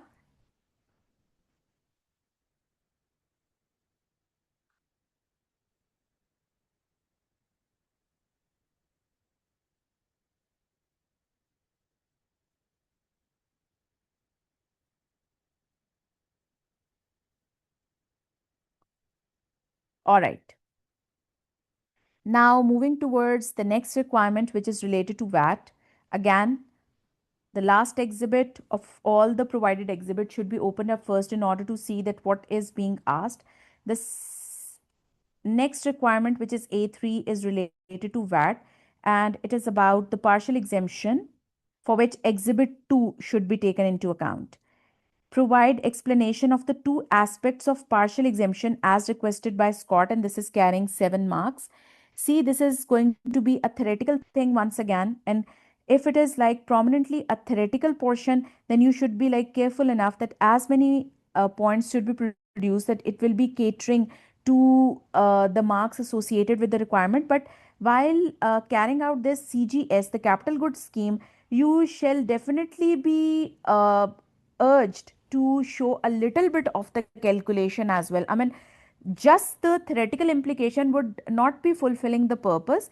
And see, I'm not going to type it, rather, I'll be showing you the solution directly. Let's have a look at the exhibit 2 first, so that you will revise the content.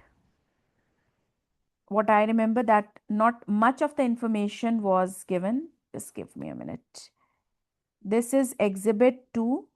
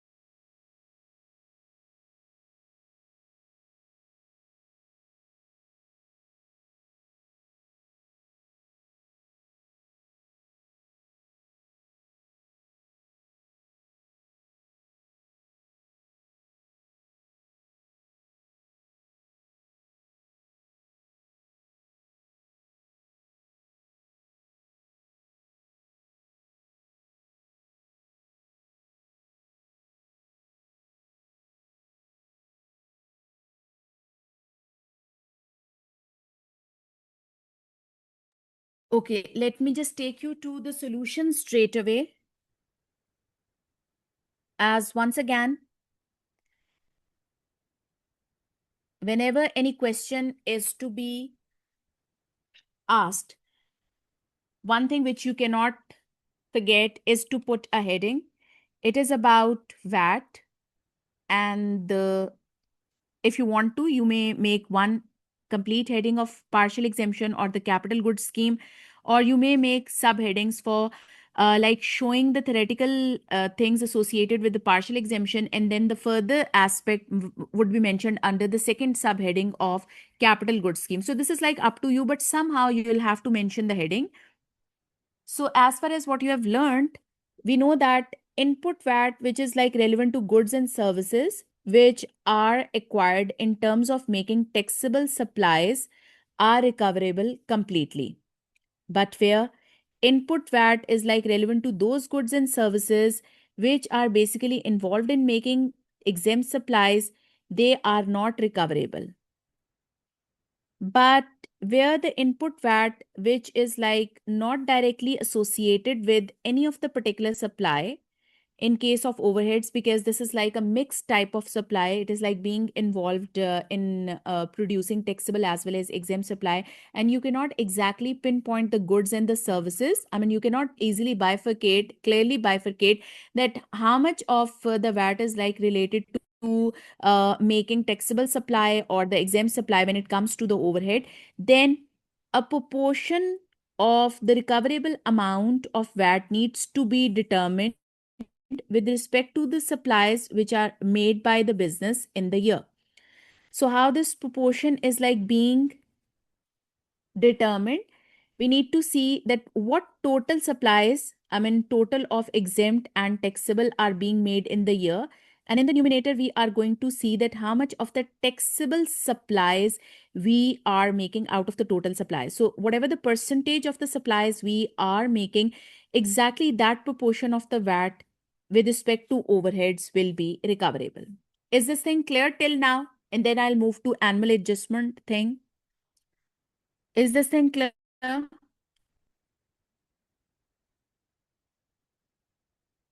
It's like a pure theoretical thing which had to be mentioned as being asked in the question.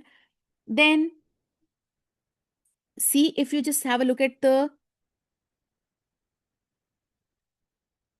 requirement.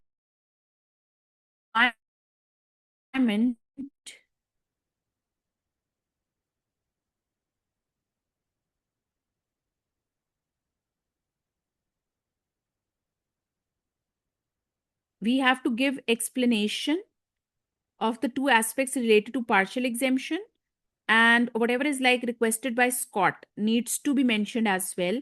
And what is requested by Scott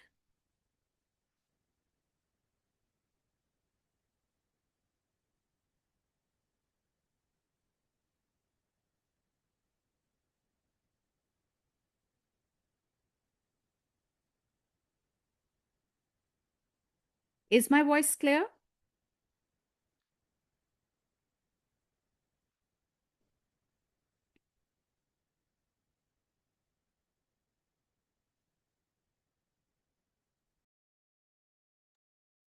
Okay. So the first thing that he demanded, the rules to be mentioned, which are basically governing the recovery of input tax, which we have mentioned. And the second thing that he has requested is the capital goods scheme adjustment, which will apply in case of GIL building for the year ended. So if they are asking about some specific thing to be applied, we will be mentioning its numerical implication as well. But yes, with the partial exempt thing, they did say that we do not have to go in detail. I mean, we did not have to go through de minimis limit. So we had just mentioned the generic rules related to partial exempt businesses, and now we are heading towards capital goods scheme. Okay, quickly have a look at the solution. It says, as it is said in the question, that the partnership claimed input VAT of As £74,000 was the amount of VAT initially paid, only 84% of the input VAT was recoverable. Why? Because when they purchased the building, 84% of the business was believed to be involved in making taxable supplies. But as under capital goods scheme, every year the adjustment needs to be made. We need to see that by what percentage the building is still being used in making taxable supplies. If the taxable proportion of the business will be changed from 84%, either it is increased or reduced, then the respective VAT adjustment shall have to be carried out as well. And the adjustment period for the building is for 10 years. So it is said that annual adjustment has to be made for every year for 10 years with reference to any change that is observed in terms of the percentage of the supplies made by the business. So, for instance, if for the 10 years the percentage remains 84%, then no further change, no further amendment will be required in any of the next 10 years. But the annual adjustment for the year ended 31st March 26 will have to be taken into account, because this would result into uh, a change in the percentage. Well, if you just have a look at the percentage, the taxable supplies percentage has been increased. I mean, as input VAT is recoverable when there is like a taxable supply being made. So increase in taxable proportion would mean that input recovery, I mean, an increased input recovery will have to be made for this year. So, and obviously for the next years, if the increased percentage,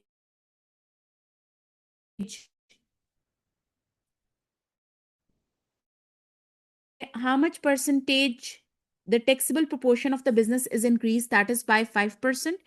As £74,000 was the initial amount of VAT, and the adjustment period is for 10 years, so it is to be divided over 10, and 5% extra for that 1 year in which the percentage with respect to taxable supplies manufacturing is increased, then how much of the VAT is additionally recoverable? It is of £370. So it is said, as for the year ending 31st March 26, that is going to result in a payment to partnership by HMRC. I mean, HMRC gives additional amount to partnership. So recovery of the recovery of further input VAT will be ensured, as the percentage of taxable supplies in that year is found greater than it was in the year in which the building was acquired. I mean, the year in which initially the VAT was recovered. Clear?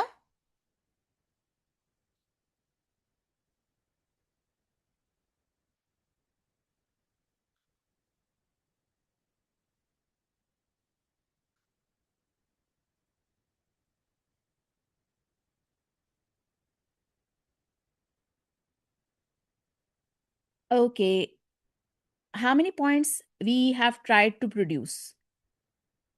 It's like one major point, two, three, four, five, six. This is what your examiner gave you.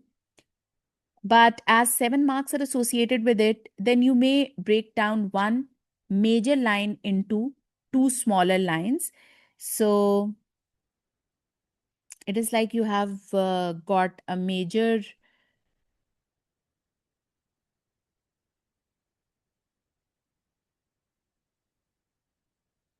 margin within which one longer line could be split into two smaller lines. I mean, you may split this line as in the annual adjustment for the year ended will result in a payment, a recovery of HMRC, and you are going to present the calculation as, sorry, as a separate point. So this is how you will ensure that you are going to present exactly 7 marks in front of your examiner in order to grab all 7 marks.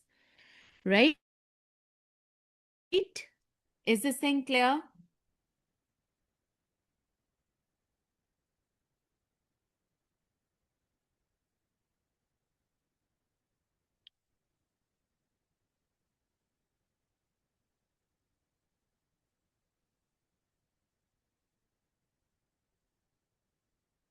Now I'll be dealing with the next requirement of the question, and afterwards we'll wind up the today's session.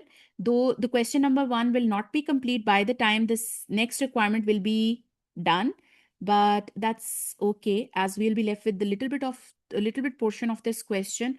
In tomorrow's session, we'll be handling with both section B questions as well as the leftover requirement related to this question as well. Okay, right. So now with section A, one thing is for sure. You will surely be receiving one question of worth 5 marks related to ethical concepts. So one should not leaving that ethical chapter. This is unavoidable, right? So you really need to go through the the chapter related to ethical dilemmas and ethical concerns, and for the sake of like practicing the maximum possible scenarios related to ethics, there is one more important document which ACCA itself has prepared, but we have downloaded it over here, and I'll be sharing that with you people as well. This is like a document in which there are numerous ethical oriented questions mentioned.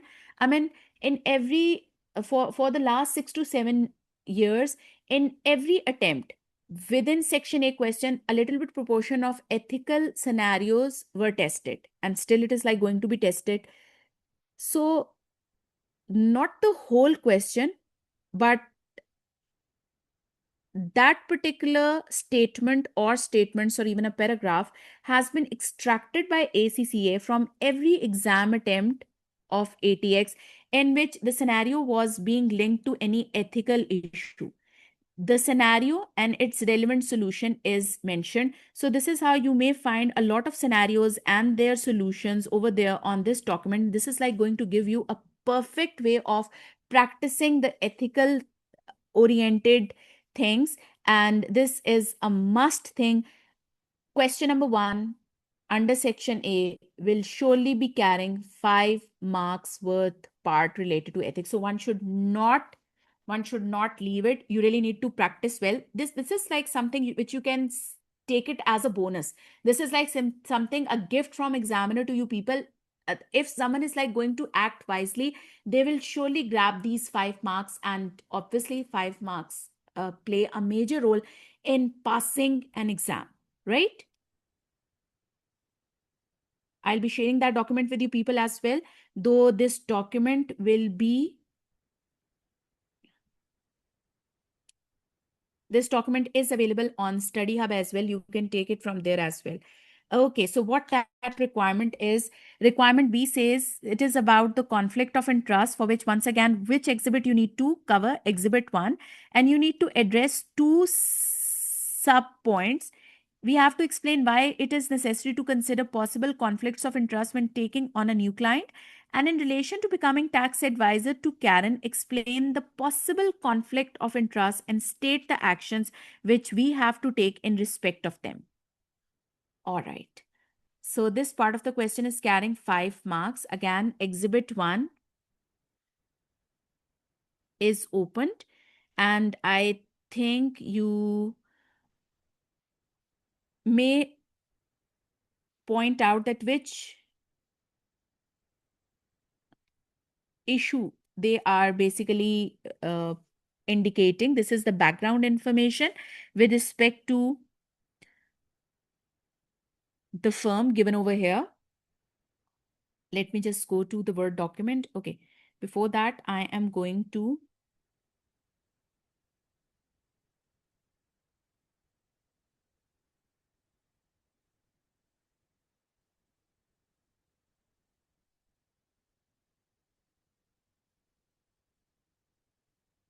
I'm just going to copy the whole thing for the sake of saving my time, as in advanced taxation, time plays a major role, and completing your exam on time is the most important thing. Control V. Now I'm just going to turn the requirement into heading in a wise manner. Okay, so this is the main heading, conflicts of interest. And obviously I'll have to make tiny bit of changes. I'm just going to remove exhibit 1, and it is said that explain why is it necessary to consider possible conflict of interest. I'm just going to remove those lines which are not suitable for any heading. So this is how it is turned into heading: possible conflict of interest when taking on a new client. This is going to be my second subheading. First subheading, the main heading is conflict of interest, and the second subheading should be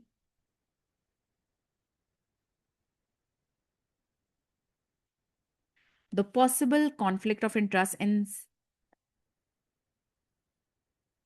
the actions which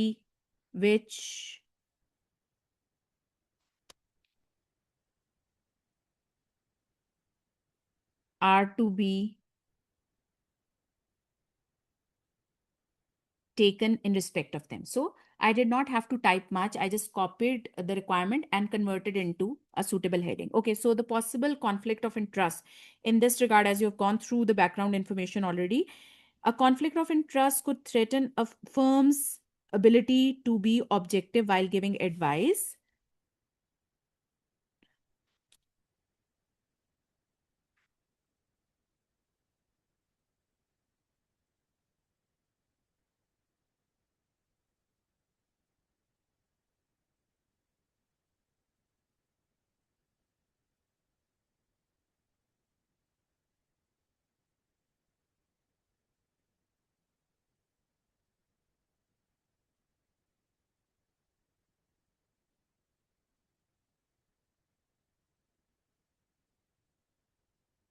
And then we may write as attribute of objectivity is important, as it is like one of the other fundamental principles which have been laid down by ACCA Professional Code of Ethics. And to be objective, it means that it is possible to exercise a judgment without being biased, without being influenced by any external interests. I mean, we will be giving an unbiased option. So, what considering the background information, what possible conflict of interest we may see over here, that is like a firm may not be able to remain objective while giving advice, as objectivity is one of the five fundamental principles of ethics, or you simply say it as fundamental principles related to ACCA profession. By being objective, one has to perform in an unbiased way, or you may simply say one may give advice which is unbiased, which is not going to be affected by any of the external matter, right? So this is the first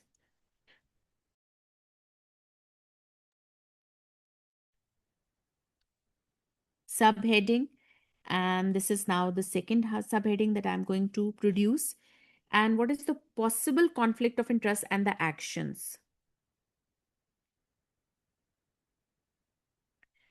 They are obviously asking in respect to Karen. So the possible conflict of interest is Karen being Scott's daughter, as you could see according to the information. So when we are advising Scott on his estate,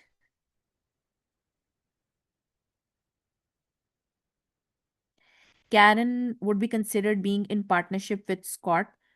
And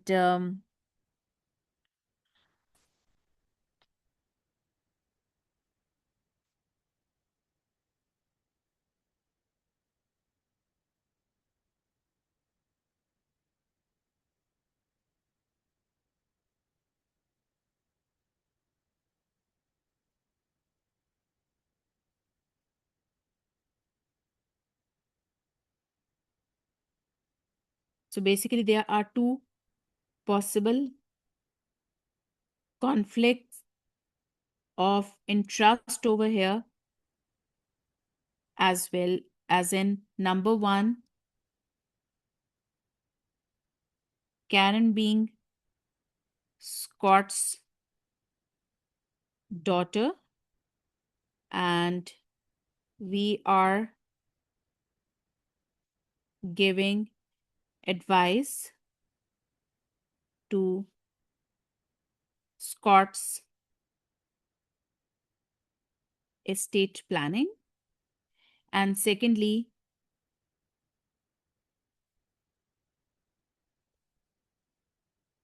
Karen being in partnership with Scott as well. And of course, this would be a threat to a fundamental principle of ethics, which is predominantly the objective, the attribute of objective. Okay, so how we are going to handle this issue? Because they are also asking that what actions which could be taken in respect of this. It's like, before that, we are going to advise for both of them. We need to explain the situation in front of both of them, and we need to take a consent to act for these two people. And it's better to assign two different teams to handle Karen and Scott's affairs. This is how we may reduce this conflict. I mean, by applying this safeguard, this conflict could be addressed. So, this conflict of interest can be reduced by applying the following safeguards. I mean, we cannot keep them unaware of the fact. We need to explain the situation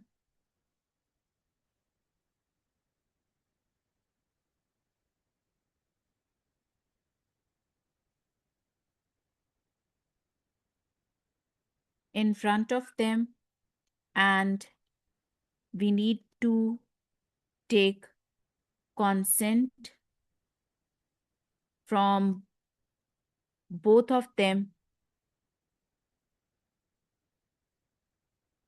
and we should allocate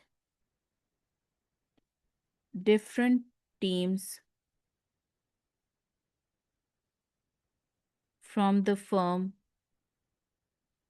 who are responsible to carry out their tax affairs, right? So this is how we have mentioned a lot of points in order to cater to this question of worth 5 marks, right? Is this thing clear?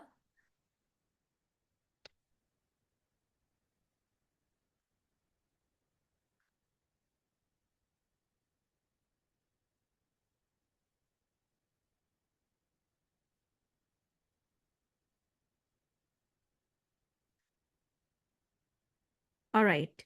Now, had you been able to grab anything out of this first day of webinar session? I mean, did you find it fruitful? Had you been able to learn the exam tactics on how the question has to be presented in front of the examiner? In simple words, was it fruitful?